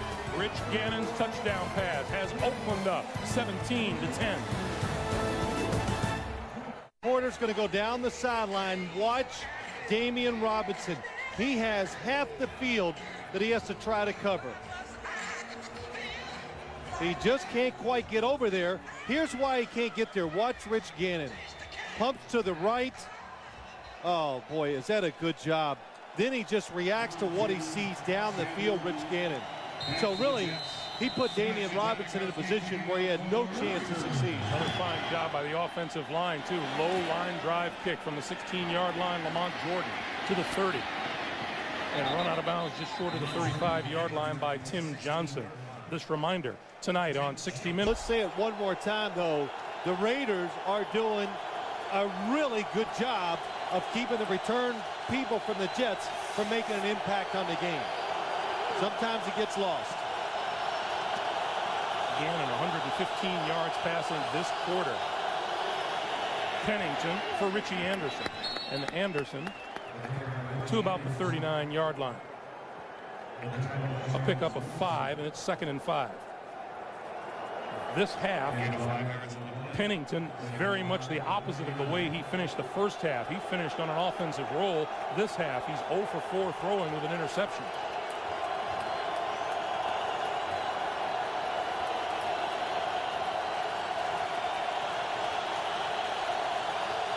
Oakland the dominant team here in the third.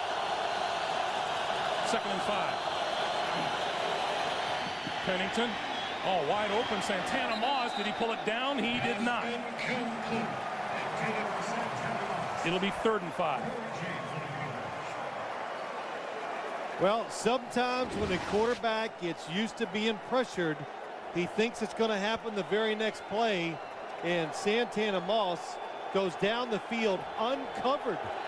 The Raiders actually get picked on defense, and he is uncovered. Oh, you know, that looked like a, oh, no, well, question of whether or not he had control, but the official ruled that he was out of bounds. That's what I like about you. You're so decisive. Yeah. Yeah. I tell you what, that was pretty close. With the left one, from there, the left foot does not look like it gets down. Watch it here. Oh, I think it's down. It's down on that shot. And as long as Dick Hantak determines that Santana Moss maintained control as he went over the sideline, that looks to be a catch. Yeah, let's. Oh, I like it when they listen to me. It looks like he's got it grasped. Oh, no. No. Boy, watch this. Watch the ball come out.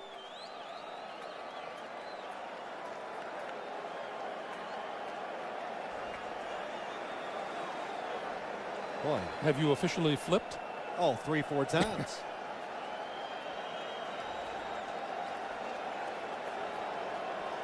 Yeah, you can see the ball is bobbled. After reviewing the play, the receiver did not have possession of the ball prior to stepping out of bounds. New York is charged their first timeout. See what happened? I'm sure this is what happened to the 3rd and 5.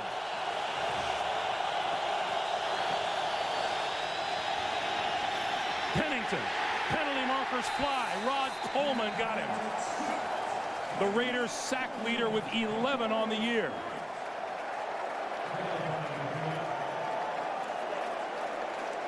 The Jets say it's on Oakland. Illegal use of the hands. Defense, number 91. We were penalized from the spot of the foul as the dead ball spot was behind the line of scrimmage and the foul was behind the line of scrimmage. 5-yard penalty. First down. Reagan Upshaw. Boy, Rod Coleman again getting pressure. Good explanation. And a first down for the Jets at their own 39.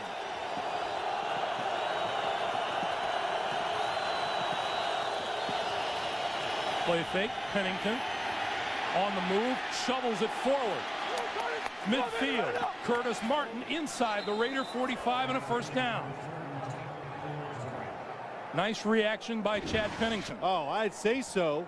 John Perella, number 97. Watch him come to Chad Pennington And Pennington knows Curtis Martin is my outlet. He's underneath, uncovered, and gets the football to him.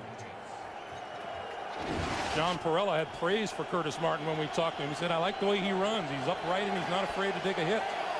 When you give an offense 3 extra plays, the percentage of times it leads to points is very high. On the reverse, the double reverse. Here comes Santana Moss. Pennington in front of him. 40, 35. Lost the football. Football is loose, went out of bounds. And it did not appear to be possessed by the Raiders before it went out of bounds. Like that, going full speed. Is that Kevin Mawai leading where he sees the football on the ground? Oh, nice block. And then kicks it out of bounds, actually. From the Oakland 35. Pennington throwing far side. All alone was Sowell, and he overthrew it. The Jets showing they can smack in the mouth when they need to. 3rd and 3. Jordan. To the 29, maybe, but not enough for a first down. Eric Barton made the stop along with Romanowski. I think you run the football there because you've already predetermined you're in a position where you probably go for it. Moss and Richie Anderson to the right. Play clock down to 4.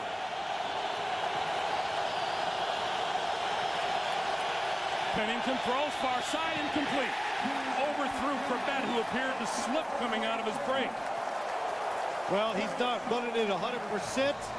The Raiders have been getting confused when the Jets go in motion. Who has what receiver?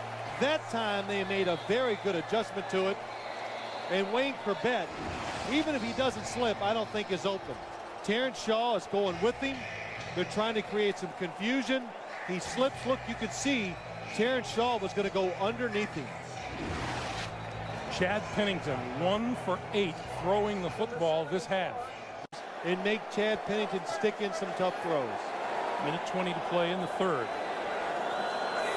Garner goes in motion. Gannon pump fakes right, throws left, wide open inside the 40 is Jerry Porter. To the 20, to the 15, and a first down for the Raiders.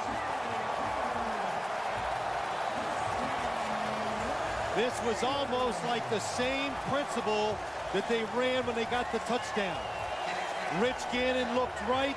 It allowed Jerry Porter to run down the field in a seam. Watch the pump fake by Rich Gannon. It moves the defense. It creates a bigger hole. And look at Jerry Porter going up the field. Oh, boy, that is really well done by the Raiders coaches, but executed extremely well by Rich Gannon. 50-yard reception is the longest of the season for Porter, and now Garner to the 10. Sean Ellis and Mo Lewis with the stop. And we are in the final 25 seconds of the 3rd quarter.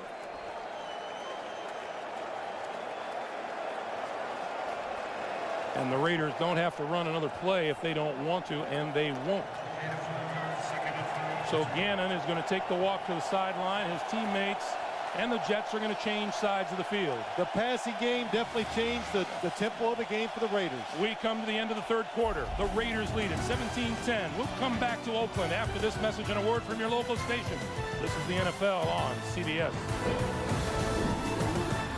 America's most watched network.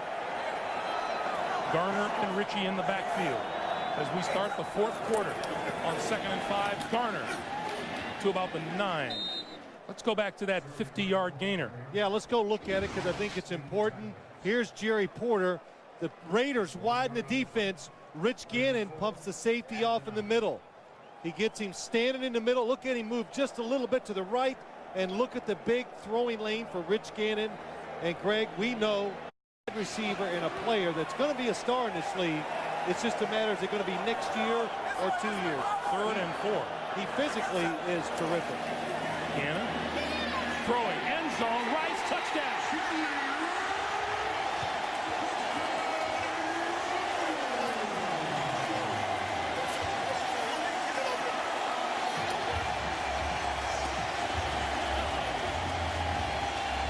Well, the Raiders learned something the last time they played the Jets. They couldn't make the plays at this part of the field, and we saw them all day practice. Watch Jerry Rice go to the back of the end zone. They practiced about 20 different looking plays throwing to the back line of the end zone because nobody backs all the way up to protect that area. That's why Jerry Rice was open. The Raiders scored 2 touchdowns in just over 5 minutes. 14-15 to play in the fourth. The Raiders have jumped out to a 24-10 lead. As you see, that touchdown catch by Jerry Rice lifts him into a tie with Emmitt Smith and Thurman Thomas for the most postseason TDs. And this is definitely a different Oakland Raider team since they came out throwing the football in the second half. You know, just to go to Jerry Rice, you know, he doesn't have enough records, does he? Need a couple more, so. He needs to work on his game. Low bouncing ball picked up by Gerald Soule, and Soule returns it across the 40-yard line. 14-yard return in our NFL.com poll question. Which team do you think has the best shot at defeating the Titans? Log on, cast your vote. Run it, do all the things they've been trying to do the whole game. No use panicking and just dropping back and throwing it every play. Pennington, deep drop this time, throwing and hitting Corbett midfield. No, making Lavernius Coles rather, and Coles to the 46-yard line. 14 yards and a first down. Well, let's go back and look at the touch. Here's why it works. Tim Brown takes the receiver out. Jerry Rice goes to the back of the end zone, and what's the back? Make the corner let Jerry Rice go. Curtis Martin, and Martin hit hard at the 42. Anthony Dorsett coming up from his safety position to lay a little lumber on the Jet running back. Well, Anthony Dorsett is big and he is fast, so if he gets solid contact, it's going to be a big hit. Oh, boy, that is solid. Got his arms around the running back, wrapped him up, and took him to the ground. From the 42, 2nd and 6.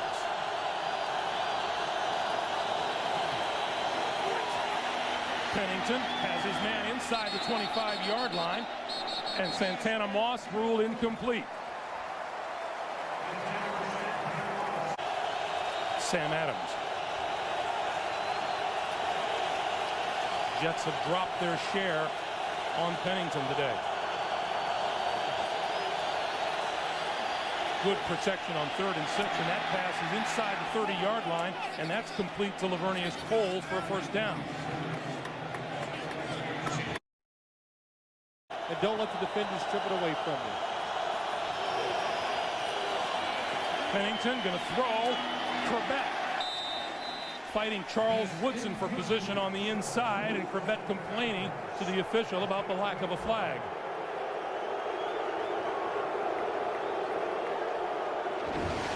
Charles Woodson is really being aggressive when he gets the opportunity. Well, that's what Wayne Corbett is complaining about. Charles Woodson did have a little contact down the field.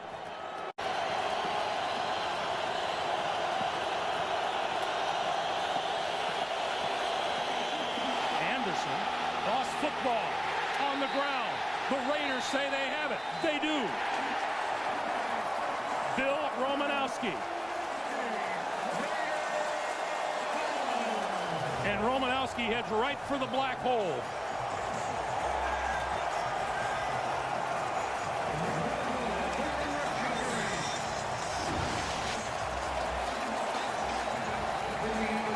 Oh, Richie Anderson, it's a good handoff. It looks like he's trying to switch the football. And Bill Romanowski recognizes the play, doesn't get blocked, and he's there to make the fumble recovery. So the Raiders, with a 2-touchdown lead, take over at their own 31. The Jets have been guilty of just 7 turnovers in their past 11 games, but 5 of them have come against the Oakland Raiders. There you go. Anderson, pump fake. Now throwing. Intercepted. Damian Robinson. So Damian Robinson takes it right back for the Jets. And what an interception it was. What a turnaround. What a catch. Rich Gannon. I don't know when I've seen him make a decision like this. He usually doesn't make these mistakes. The safety is over there. He does not see him, and Damian Robinson makes a terrific interception.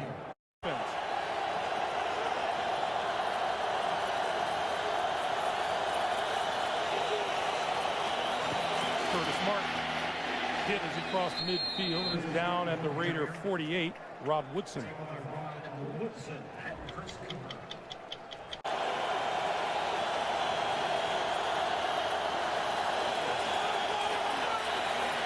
Pennington with time, throws, sideline. It is picked off by Eric Barton.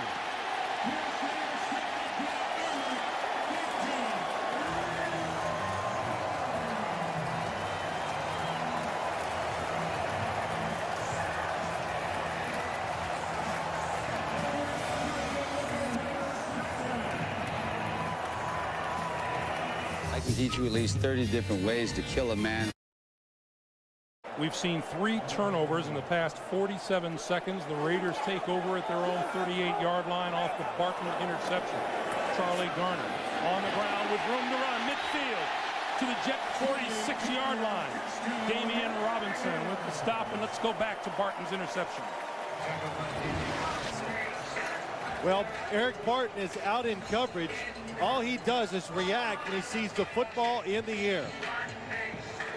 And Chad Pennington, you know, doesn't get too upset. Knows there's still a long way to go. Pennington, 2 interceptions, and he's also lost 2 fumbles. And he saw Eric Barton. He just misjudged the talent of the defensive player. Tyrone Wheatley, right side to the 42. Well, Tyrone Wheatley, he hasn't run around a defender in a long time. He just gets in there and he's got one style. That's why they put him in there. Just to run it up in there hard and get some yards. 6 from the Jet 42. Wheatley still the deep back in the backfield. Takes the handoff. Right side to the 30. To the 25. The 20 and inside the Jet 20-yard line. I believe you said something about him running over people. Yeah, I tell you, Tyrone Wheatley hasn't carried the ball a great deal this year. Look at the blocking up front. Mo Collins gets it. Oh, John Ritchie just gets a devastating block in the hole. And Tyrone Wheatley, he's fresh, he's big, he's strong. He is capable of running people over.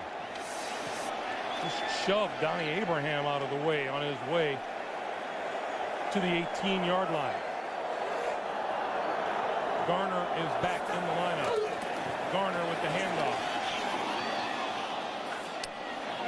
to the 17. Boy, Mo Lewis almost raked that football out of there. It did come out, but the Raiders recovered it.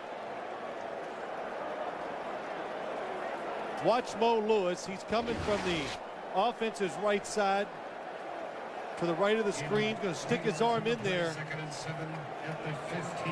Oh, he knocked it completely out of Charlie Garner's hands, and it looks like Charlie Garner fell on it. So a 3-yard gain when all is said and done. It's 2nd and 7. Wheatley back into the backfield. Wheatley with the handoff and tripped up at the line of scrimmage by Jason Ferguson. You know, we talked about it earlier. As Middleton asked for a little relief and came limping off. As Oakland turned things around here in the second half, you bet. Charlie Garner in the backfield. The flip. That ball is almost intercepted. You know, you show that stat, and all of a sudden the Raiders, their yards per rush go way up, and it's just a direct result because they threw the football more. I think they tired the Jet defense out somewhat, and their running is, like we said, it's catching them by surprise sometimes, and they're getting big gains because of it. Sebastian Janikowski, who missed a 28-yard field goal will now line this one up from about 34 yards out. Leckler will hold.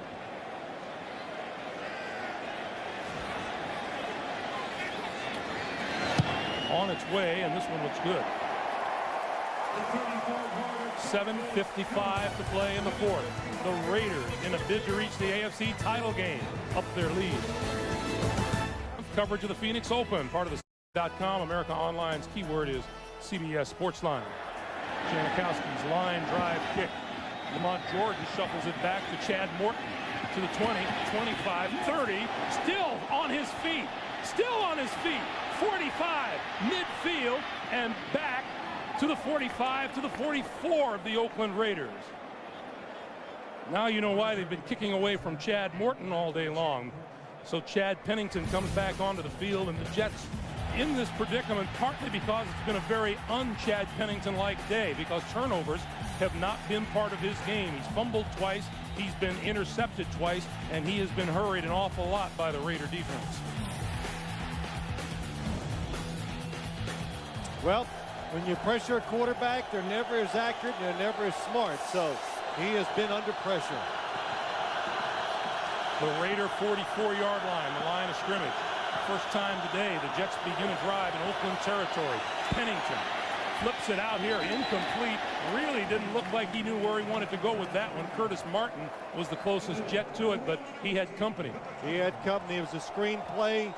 Bill Romanowski read it properly when Kevin Mawai goes outside following, because he leads the screens. Watch Romanowski. Just follow the offensive lineman. You can tell they're not protecting for the quarterback, and he disrupts the screen play. 2nd and 10. Pennington down at midfield.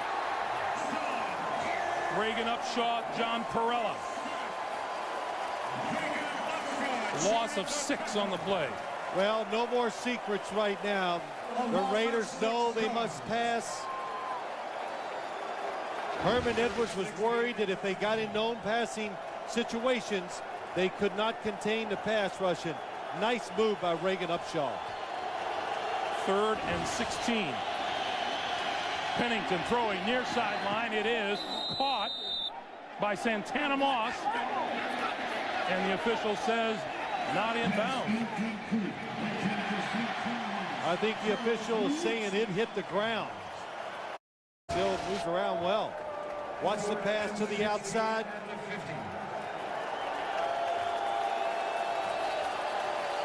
It hits the ground. Santana Moss was upset, but the call was right. So with 7:17 to play, the Jets in 4-down territory. Play clock winding down. They're going to use a timeout.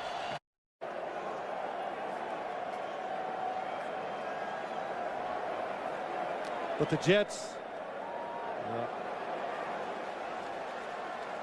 After reviewing the play, the ball hit the ground and was moving prior to the receiver having possession. Ruling on the field stands. New York is charged their 3rd and final timeout. They may not challenge for the remainder of the game. So the Jets called a timeout, then issued the challenge, and now they're out of timeouts. Hey, to reach the 34-yard line for a first down.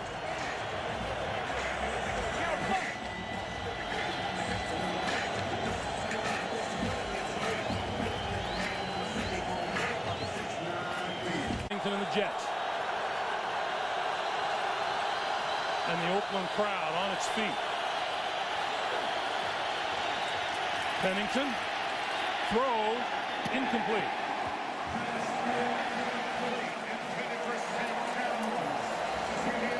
The Raiders take over on down.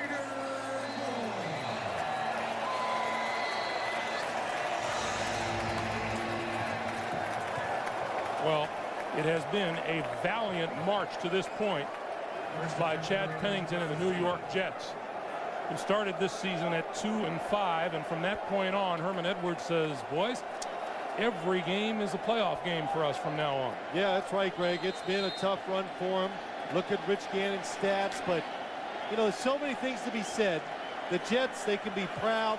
Herman Edwards, they're 2-5. He didn't change the way he coached his football team, and they responded really well to it. Gannon throws this side. Jerry Rice out of bounds at the 35 of the Jets.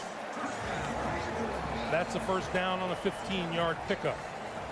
And Rich Gannon showing every bit of why he's the league's MVP. Although we talked to him about that on Friday. He said, you know, Priest Holmes would have been my pick. Yeah, it's unbelievable.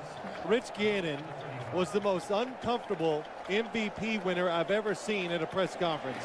He couldn't even look up at the cameras. He goes, well, you know, it's just that's just the way he is. It's not an act. He's a humble person. He's a hard worker. He goes unnoticed. Garner to the 25, still on his feet before he's wrestled down at the 24. He's a lot like his head coach, Bill Callahan. Just deflects the praise. You know, you can't say enough what he's done. John Gruden was like a legend here. Bill Callahan takes over, keeps it going, changes things a little bit with the players. Physically makes it easier for them, and they've really responded well to it. And we said it earlier, because he wanted them to be fresh and still playing well late in the year. And they've made much of the fact that the Raiders are the oldest team in the league, and they appreciate that on a long stretch like this. Sure they do. On first down, this is Zach Crockett. And Crockett inside the 20 to about the 18. You know, I'm going to talk a little bit more about Rich Gannon, though. His teammates, the admiration they have for him is, I can't even explain it. It's unbelievable. And one of the players said something that describes Rich Gannon really well. He says, let's just suppose we win the Super Bowl. We're all going to be in the locker room celebrating, and Rich Gannon's going to be over the corner mumbling to himself because he's going to be mad that he made a bad read during the game. And I just laughed. I go, that's perfect. That describes, hey, look, that describes why he's having so much success late in his career. On second down, Garner inside the 15 to the 14, maybe the 13 and a half. And one little thing, you know, you think about this game, Paul Hackett, the offensive coordinator for the New York Jets, he sold or said to the Raiders and to John Gruden, you should take a look at Rich Gannon, who was the backup quarterback at the time with the Kansas City Chiefs, where Paul Hackett came from. So it's Rich Gannon's different for the Raider way. They used to love to throw it deep down the field. He picks you apart, and it's worked well. Excuse me, Phil. Barrett Robbins limping off the field. The all everything for them at center, named to his first Pro Bowl. Well, that's kind of unbelievable too. This is first. I've been doing games with you for 5 years, what seems like 10. That's beside the point, but Barrett Robbins, we've done so many Raider games, and we've seen and we know that he is, we don't talk about some of these guys enough, but he is an excellent offensive lineman and a good leader at the center position. Tennessee Titans 1 week from tonight.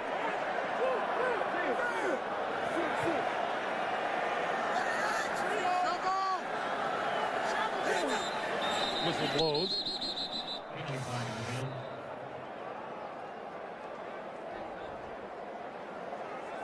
And false start. Offense, number 88. 5-yard penalty. Still first down. Gives us a chance to remind you tonight on 60 Minutes, America's Most Watched Network. Well, it looks like we're going to be back here next week, Greg, and I'll tell you this. I'll bet you the Oakland Raiders come out throwing next week. They're not, you know, this is what they are. They're just, they've done it all year. Barrett Robbins back in at center. Inside the 15 to the 12 is Charlie Garner. Pickup of 8, and it'll be 2nd and 7. You know, if you're the Raiders, you throw the football and you luck into the running game. Just kind of let it happen. Let the running game be a byproduct because you're throwing it well. I can't wait to come out here next week and ask Bill Callahan, say, now, do you feel like you luck into the running game? Well, it's not a, listen. Of course, he'll know it by then because he will have heard all about this. I don't think he's concerned with what I say up here. Tyrone Wheatley and John Ritchie in the backfield. This is Wheatley. Tries the left side. Come on. I want him to give the ball one time to John Ritchie. Give me a John Ritchie has yet to carry the football this year. He has 10 receptions for 66 yards and a touchdown on the regular season. And he leads the league in blood coming from your head. If he's not bleeding from the forehead, it means he hadn't had that tough a day. That's right. Running back. I know about every 2 minutes you lean over and go, what does that word mean? Oh, you need a dictionary when you talk to him. It's incredible, his vocabulary. Gannon with all kinds of time on the move and slides down at the 13 with Mo Lewis closing on him. 3 minutes to play in the fourth.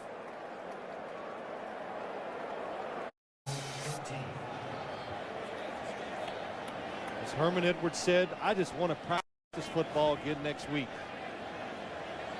Well, they won't get to probably now. Janikowski from 31 yards out.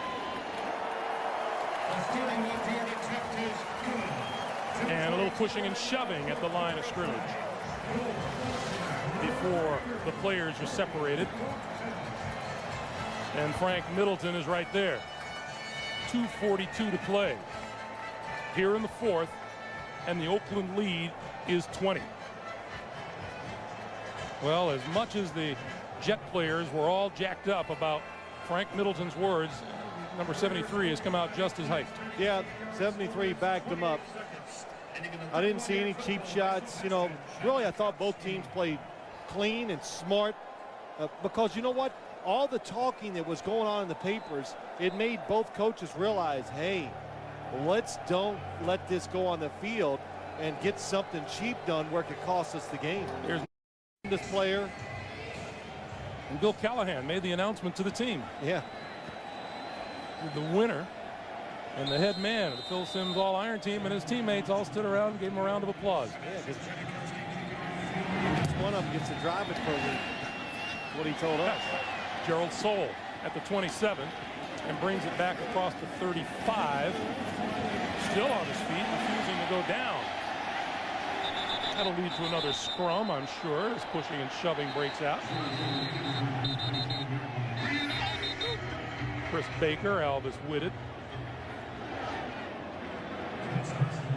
Have yet to receive my first email. No, I'm not doing an email thing. Okay, you don't want to get into that typing thing, right? No, well, no, it's not that. Lincoln Kennedy, Mo Collins. I think they're talking to the Tennessee Titans. I think it's two guys that can heat up the screen. That's what it looks like. We get whistles on the field. Timeout, Oakland. And the Raiders have called a timeout and used their first here in the second half, stopping the clock with 2:31 to play. That silliness of this is just too old a team to go very far in the postseason. Well, I think we've said that enough. Pennington down at the 31-yard line, courtesy of Rod Coleman. There's a reason why you're old in the NFL. That means you've been good and you are still productive to earn the money that you're going to get. So all the old players, per se, for the Raiders are still very productive on the field. 2:15 to play in the fourth quarter. I'd hand it off. Pennington got decked as he throws the incomplete pass. As I said, I would hand it off. It's just too many hits on the quarterback. You're not going to win the football game. Chad Pennington's a competitor. He's going to hang in there. And Chris Cooper, oh. Yeah, just open season. That hurt. With 2 interceptions. This was a 10-10 game at halftime.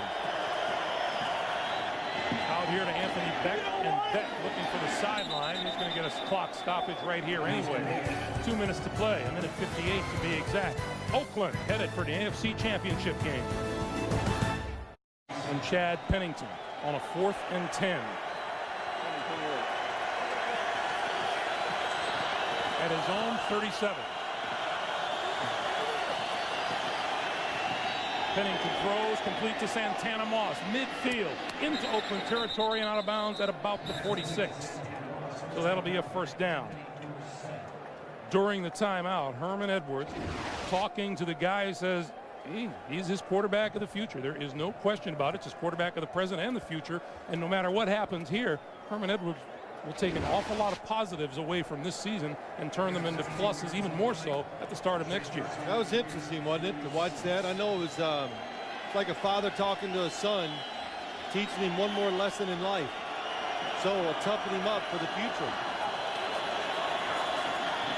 Pennington throwing. That is, oh, what a hit. What a hit. They're going to throw a flag.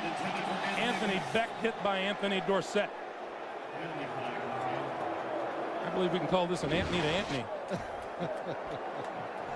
Anthony Beck going up the field. Anthony Dorsett, watch the hit. Oh, that'll be under the defenseless player. That's exactly right. Launching yourself up in there. It's tough. Was making a comment to somebody he knows. He goes, well, we lost, but the one good thing is we got us a quarterback. You could see it in Chad Pennington that day. Going for the end zone. That is in the end zone. Is incomplete. Terrence Shaw fighting Kevin Swain for the football. Good job by Kevin Swain coming back, trying to make a play to avoid the interception by Terrence.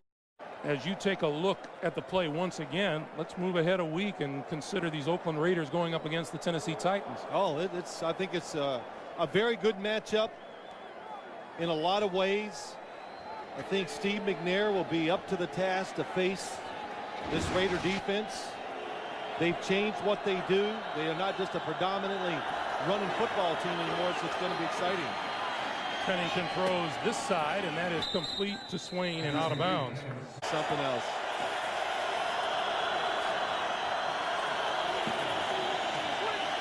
Pennington looks for the end zone. That is incomplete. Terrence Shaw on Santana Moss.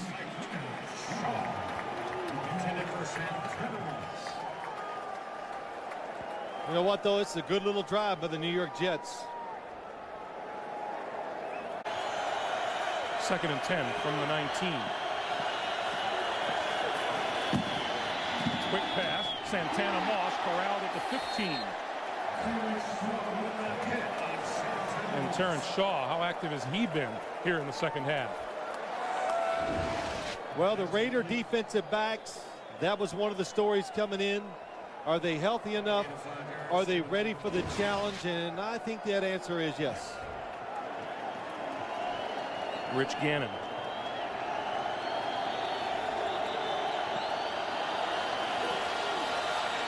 Pennington looks the other way. Corner of the end zone. It's incomplete.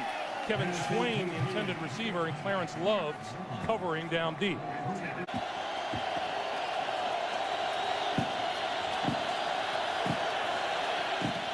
Pennington for the end zone. Incomplete. Overthrows Moss. And the ball will go over to the Raiders on down.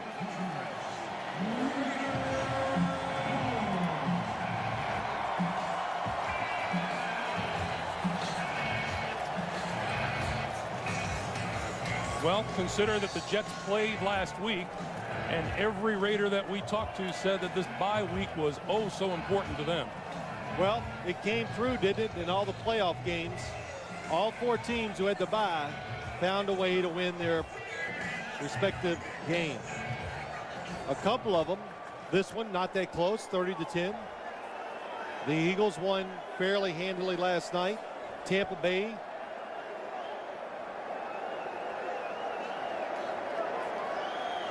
Chad Pennington congratulating and being congratulated by his teammates who thought the world of Vinny Testaverde and think the world of him. This year says a lot about the character of Vinny Testaverde. A special bond between those two, Chad Pennington and Lavernius Coles.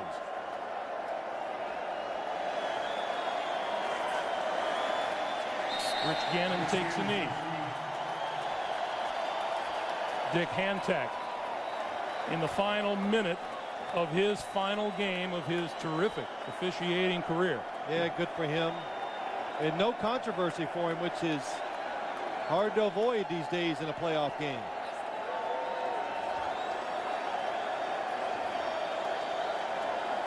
One more snap to the New York Jets season.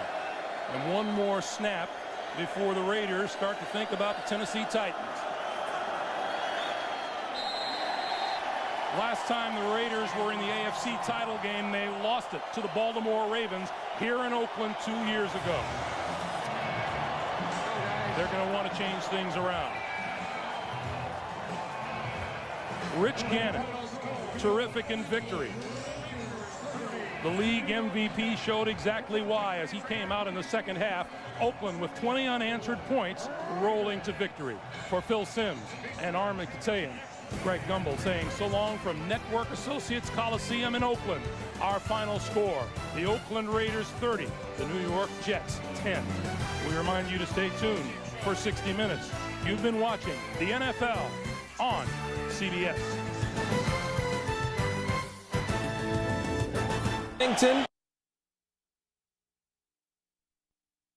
Has the ball poked away. Travion Smith knocked it away. Travion Smith comes up with it. And the Raiders in business with a turnover.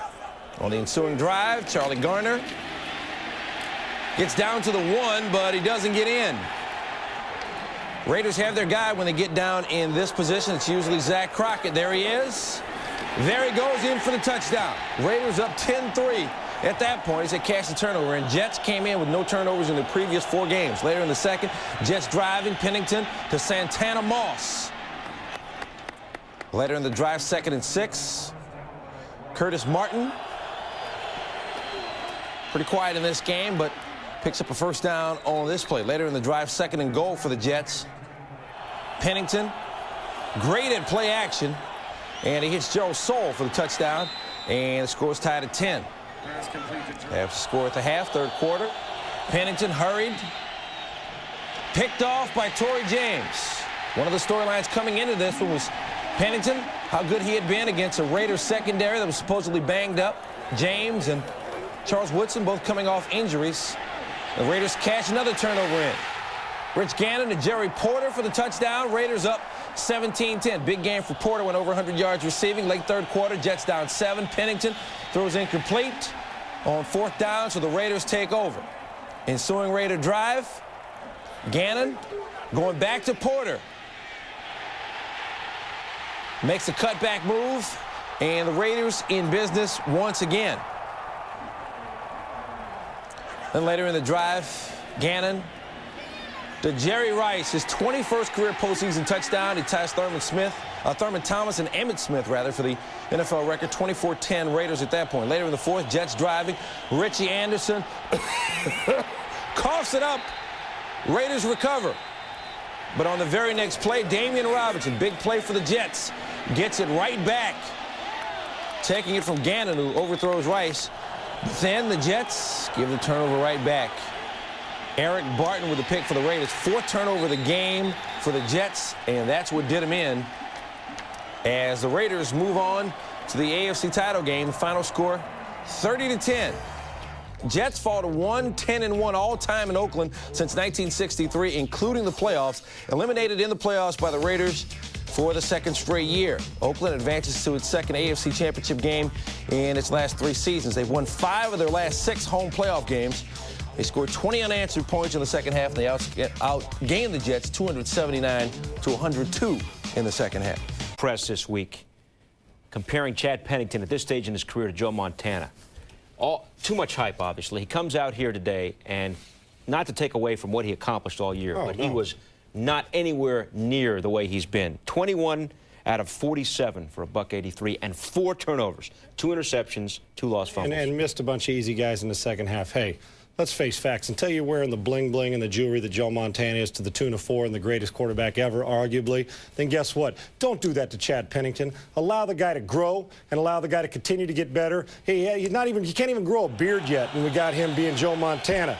The key here is that Pennington did not play his best football game. Let's give the Raiders some credit. They're getting paid, too. They hit him in the face every single time. It seemed like he dropped back, and in the second half, the pressure. And the one key here, Pennington has been one of the more accurate accurate passers all season long. But, Bill, we saw it together. He missed some open throws, threw some picks, was a little late on some throws, and it almost looked like it finally caught up and said, you know what, these are the big boys. You still got a little ways to go before we start comparing you not only to Montana, but the guy on the other side of the field, Rich Gannon. Give him a great credit for a wonderful season. But you know what, a little bit premature. Raiders kicked their rear end, and the defense deserves a lot of credit today. Talk about Gannon in a second, but it seemed that Pennington, whose poise has been one of his great attributes, just seemed in the second half.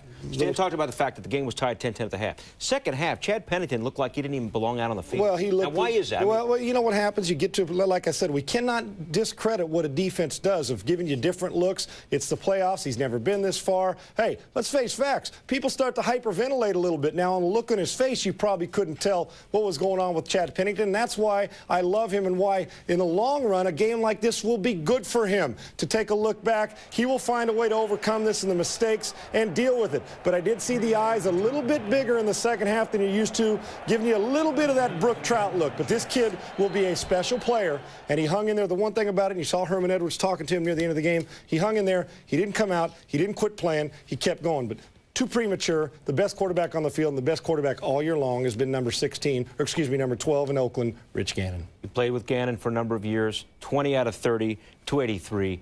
You've done pieces this year about his incredible aptitude mentally. What's interesting, as you were talking with me before we went on, that's not how he always was. It's a 180-degree swing. When we were on a team, Rich was a great athlete and a great playmaker who could had eyes in the back of his head, who could pull stuff out and make something happen.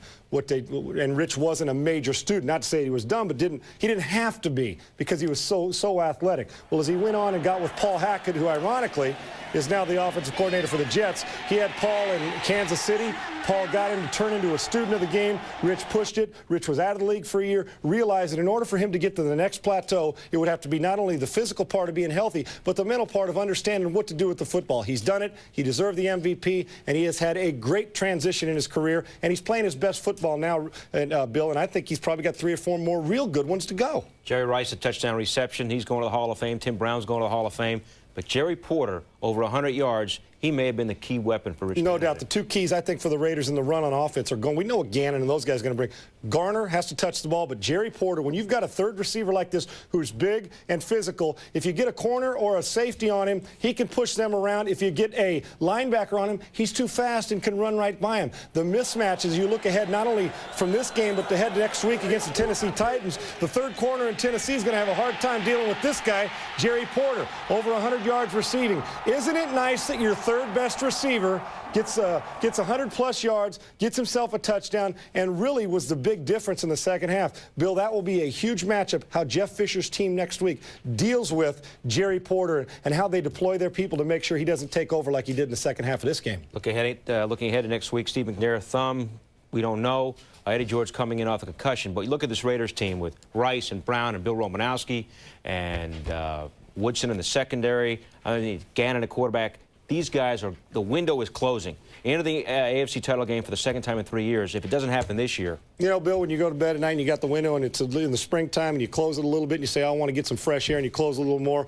Well, it's been closing every year. The Raiders at the beginning, people said, are they old or are they experienced? They're experienced. They're not old. But you know what? The window's getting closer and closer to closing all the way. We see young, fresh teams like the Jets or the Dolphins coming along. And the Raiders realize that. There's a sense of urgency in Oakland. That's why they've been so good so long. That's the one thing when they went through that 4-game losing streak that they didn't wilt, that the veterans are the ones that kept them together. And isn't it ironic that most of the season, the guys who've made most of the plays for that team, Rod Woodson going to the Pro Bowl, Jerry Rice going to the Pro Bowl, Tim Brown gets his 1,000th catch this year, Rich Gannon's the most valuable player. The guys who've made the biggest difference on that team are the guys who are 35, 36 years and older. Experience matters. They take care of their bodies. That's why the Raiders have got to be the favorite against Tennessee. Although, facing a Steve McNair team, I don't care if Steve had half a thumb. He'll find a way to play because nobody has more guts in the league than that guy. Game will be in Oakland next week. John Gruden won his game today. How about Bill Callahan? A lot of people said, hey, this team's going to fall apart without Gruden. All he does in his first year as a coach is take his team to the title game. And, Bill, remember the compensation, that the high picks that they got and the money in Oakland when Gruden, who was under contract, got to go to Tampa Bay. People say, well, who won? Well, John Gruden's got his team in the NFC Championship game. A big difference for Tampa Bay as they're moving on in the confidence. You saw them whip up on San Francisco today. And then Bill Callahan doesn't say much, not a self-promoter, low-key, relationship with the players, just keeps on plodding along. They got themselves a good one. And I think at the beginning of the year when they hired Callahan, it was was almost experimental, saying, well, let's see what Bill does. Guess what? The Raiders right now don't miss John Gruden, but the Tampa Bay Buccaneers are awfully grateful that John Gruden's in Tampa. It's a great, both teams won this year, and there's a very good chance that those two teams could meet in the Super Bowl. And I hope I get to do the feature, because then I'd have Brad Johnson and Rich Gannon, who I played with both of them on the Minnesota Vikings. You beat them both out, right? Well, just for a minute, but they withstood the test of time. I'm old and whittled away at now. How's your crew sheet? My crew's good. I don't have a crew anymore. It's all gone. Rich Gannon does a spectacular game for him, as we've talked about. 20 out of 30 for 283. First, though, Jets coach Herman Edwards now, as his season is over. And missed people being open and penalties and everything like that. So we knew it was the game that we played the first game shouldn't have been close at all. So we came out this game in the first half and ran the ball, and we weren't getting much out of it, so we decided to throw the ball, and it just worked out for us. It's one of our staple plays in our offense, and at any point in time, you can see that play come up, and it doesn't matter who's in the game. We have a number of ways we can run that play, so it's just one of our sticklers.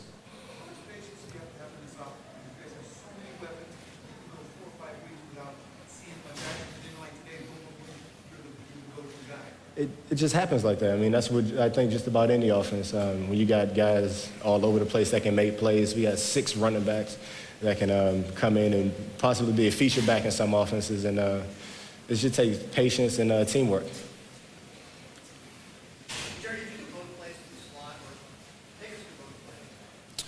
Well, the touchdown pass, it was a cover 2, and I was just supposed to outside release. Aaron Beasley was giving me a little problems trying to get outside him, and he was trying to make a play on Charlie Garner releasing in the flats. And Damian Robinson was supposed to get over top, and he had that half of he was responsible for that half of the field, and he didn't get there in time, and Rich stuck the ball on me. And the second one, it was just like they started a 4-deep, 4 cross shell and rotated down to a cover 3. And Rich pumped, I think, Jerry on the other side and got the safety's attention, and they left me open up the seam.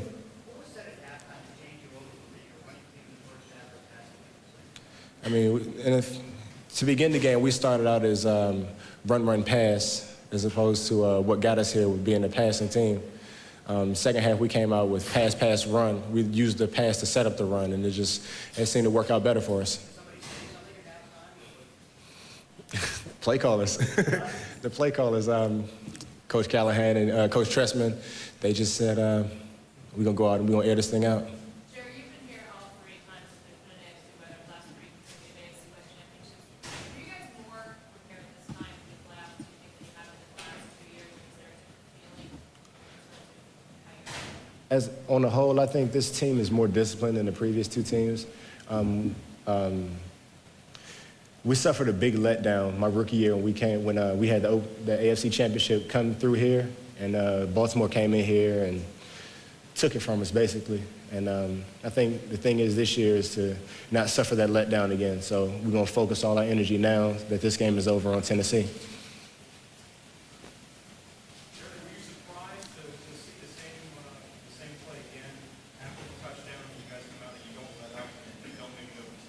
It wasn't the same play. It just kind of opened up the same way. But, I mean, you never know in this offense. I mean, it could be any one guy. Next week, you might see Charlie Garner running up the seam like that. It's just all the parts in the West Coast offense are interchangeable, and I just happen to be the beneficiary of the play calls. One more. What should all the talk about the Jets this week inspire you guys? I don't know. I mean, we didn't beat them. They just ran out of time again. So. No, it's just that was just something that stuck and gave us a bad feeling. I mean, if you lose to a team, give the team credit that beat you. They beat us. But for them to come out and say we didn't lose to you, you just ran out of time, it just added fuel to the fire. Plus, we hadn't played in 2 weeks. It was time to hit somebody. And I just want to ride Rich's arm until he can't throw anymore, or until was it about July 24th of next year we start this thing all over in camp. But right now we just got to worry about Tennessee. What? All right. of a leg problem and playing in the ball game. And look at that post-game outfit. Hey, now. You know what I mean? We still got another week ahead of us, and if we don't win next week, there'll be a question about something. So, you know, we just got to stay focused as a team, you know what I'm saying, and not listen to all the talk about our secondary or what it is that we're not doing. We just got to go out there and win games. Played excellent. You know, it was just a team effort today.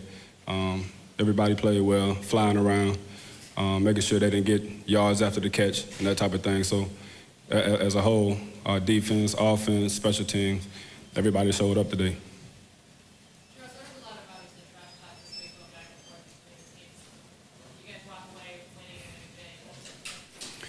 I mean, trash talk is fine, you know, as long as you can come back it up. You know what I'm saying? They had a lot of players on their team talking a lot of things early in the week, but I mean, if you sit there and think about it, you look at Jerry Rice, who's 40 years old. You look at Tim Brown, who's been in the league.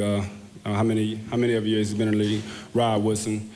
Trash talk is not going to intimidate anybody on this team. You know, we have guys on this team that have been through that before, and for those guys, you know, a lot of them young players, you know, don't know what it's all about. They feel like they can come in here and trash talk, and what they're really trying to do is catch us off guard. You know what I'm saying? Have us worried about their talk previous in the week, but the game is played on Sunday, and we came to play today, and they didn't show up. You know, I have no respect for somebody that talks during the week and then don't come and show up during the game.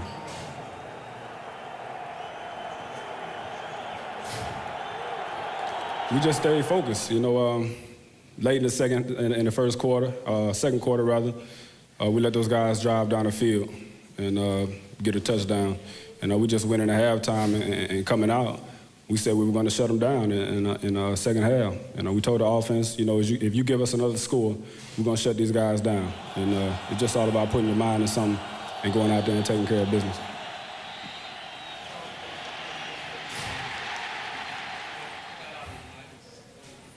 It's the playoffs. You know, nobody wants to go home this time of year. So it's all about who has the stronger will this time of year. You know what I'm saying? Who wants it more, basically. And I know we want it. You know, I know I want it. And so, you know, they're going to come in here, they're going to be fired up, but we got to come out here and play our best ball and make sure we assure our chance to go to a Super Bowl.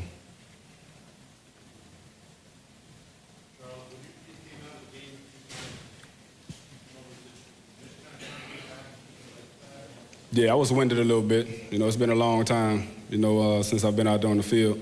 And I mean, I just felt so good being out there, you know, and I was trying to do everything I could. And, you know, I got winded a little bit, so I had to come out and catch my breath. You know, let Clarence Love come in or Terrence Shaw come in and give me a breather and give me a chance to get right. So, you know, I felt pretty good out there. I needed those, you know, a couple plays off, and just went out there and tried to give it all I had. Injury felt good. You know, my leg felt good. I know you see me breaking on a couple balls, so, I mean, I just felt good. And like I said, I was just happy to be back out there on the field.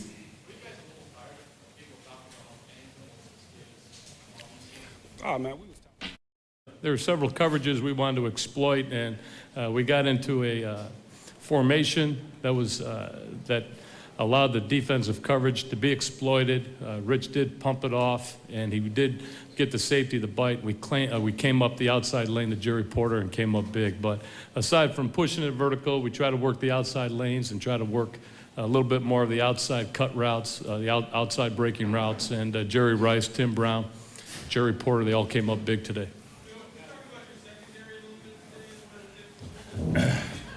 I certainly will. I thought it was really gritty, aggressive, however you want to call it.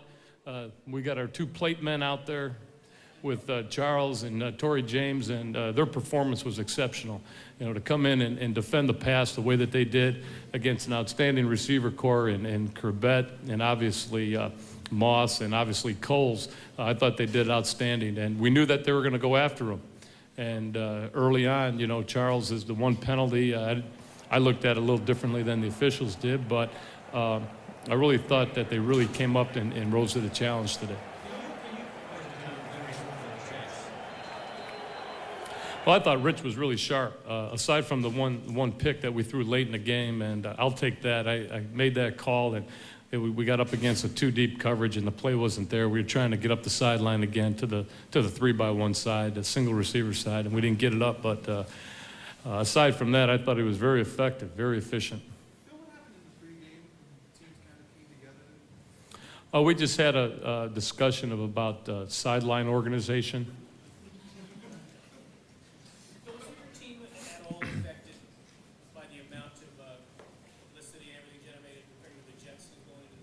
I don't think so. You know, this is a mature team, Jerry, and I thought and throughout the week we talked about focusing, concentrating, and being diligent about what we had to get done. Bill, what exactly did you do differently? Pennington looked like a completely different quarterback this time last month. I thought Chuck Bresnahan had an excellent game plan, and I thought that we mixed up the coverages, we mixed up the pressures, the dogs and the blitzes, and we tried to feature our pressure from various alignments, and we tried to really mix it up and not only mix it, but give them different looks, you know, that they hadn't seen before. So I thought, yeah, absolutely.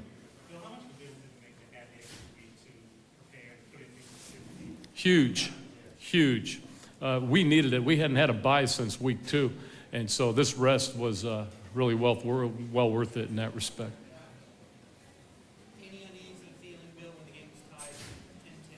No, we knew it was going to be a tight ball game. We talked to our team about the pendulum of emotion and momentum throughout the game, the ebb and flow of the game. So we knew in a playoff atmosphere we'd have to deal with that. We'd have to contend with that factor. Bill, it's been a while since Jerry Porter's been one of the, I guess, featured receivers in a game.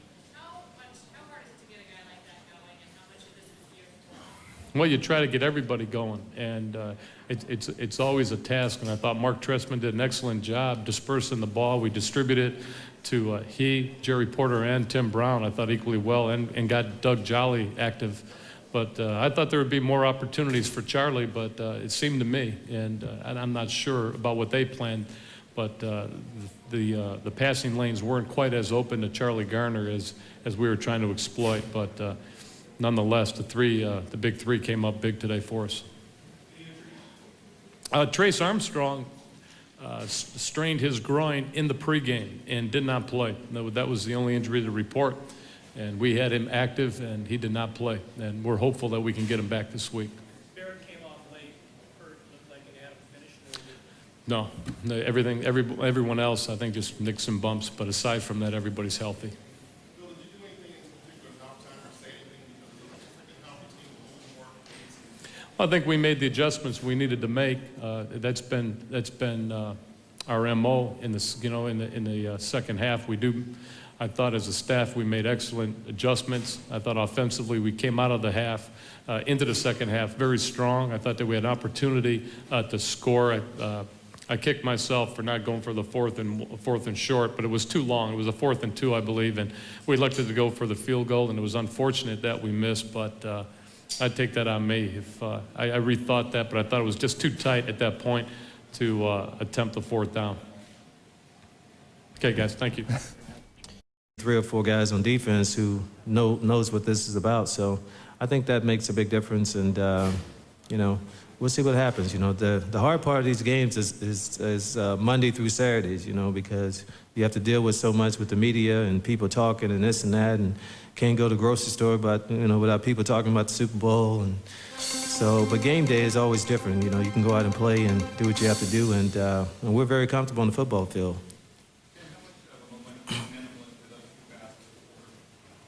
Well, I mean, anytime we can make big plays, it's gonna jumpstart our offense and get everything going. You know, we really hadn't been throwing the ball deep a whole bunch this year, so anytime you can get plays like that, it gets everybody going. Was it a little exciting for you to know that the game plan today was to go deep, kind of look like old-time Raiders? Well, you know, we were just taking advantage of what they were giving us. You know, if they played a lot of too deep, we would have to throw the ball underneath. But meantime, Chad Pennington, 21 of 47, 183 passing yards, 2 interceptions and 2 fumbles. Forget about the last one. Whether you're in rhythm or not, you just have to keep fighting and fight through it. And I didn't do that today, and that's disappointing. Chad, on that 4th and 3, tried to hit Wayne out. He stumbled a little bit. What do you remember about that play? I just saw him stumble, and subconsciously it caused me to let off the ball, and I missed it. And there was there were a bunch of plays like that today where I didn't stay in rhythm, and I didn't focus and get the job done. And there's an old saying that, you know, as the quarterback goes, so does the offense, so does the team. And the quarterback didn't go today. I didn't play to at least give ourselves a chance, because the Raiders were playing great football, but at the same time, you know, I didn't play well enough to at least give ourselves a chance to win. Did you let go of that ball after he stumbled? Or did Yeah. So you already seen him stumble before you threw it? As I was throwing it. Do you think if he didn't stumble, if he would have had that? I can't. I still have to make that throw. I have to trust him that he'll get back up. Wayne has a uncanny ability to, even when he falls or stumbles, to bounce right back up, which he did. And so that's not on him. That's on me. Did they throw anything at you? Did they throw anything at you? No, I think they were just playing tough, aggressive football. They were playing Raider-style football. And, you know, we were able to weather the storm in the first half and go into halftime 10-10 after all that had happened. And coming out in the second half, we just weren't able to get over the hump. Thank you very much. Rich, what was the thought process behind starting with the run and then opening the third quarter primarily with the pass? Well, we thought we were a little flat. You know, we're disappointed going into halftime 10-10. We wanted to stay aggressive and felt like we were a little bit more aggressive in the second half. 2 years ago, you guys had home field advantage, but you couldn't capitalize and make it to the Super Bowl. What will be the difference against the Titans next week? I tell you what, it's a different football team than 2 years ago, obviously. And unfortunately for us, the Tennessee Titans coming in are a different football team than when we played them earlier in the season. So we just got to play smart, protect the football, and like I said, defense continue to play the way they are. I feel like we have a good chance. All right, Rich, thanks very much. Back to you. Half is where the numbers really went to Gannon's edge, as Pennington only 7 out of 26 in the second half, and Gannon was effective throughout the entire game.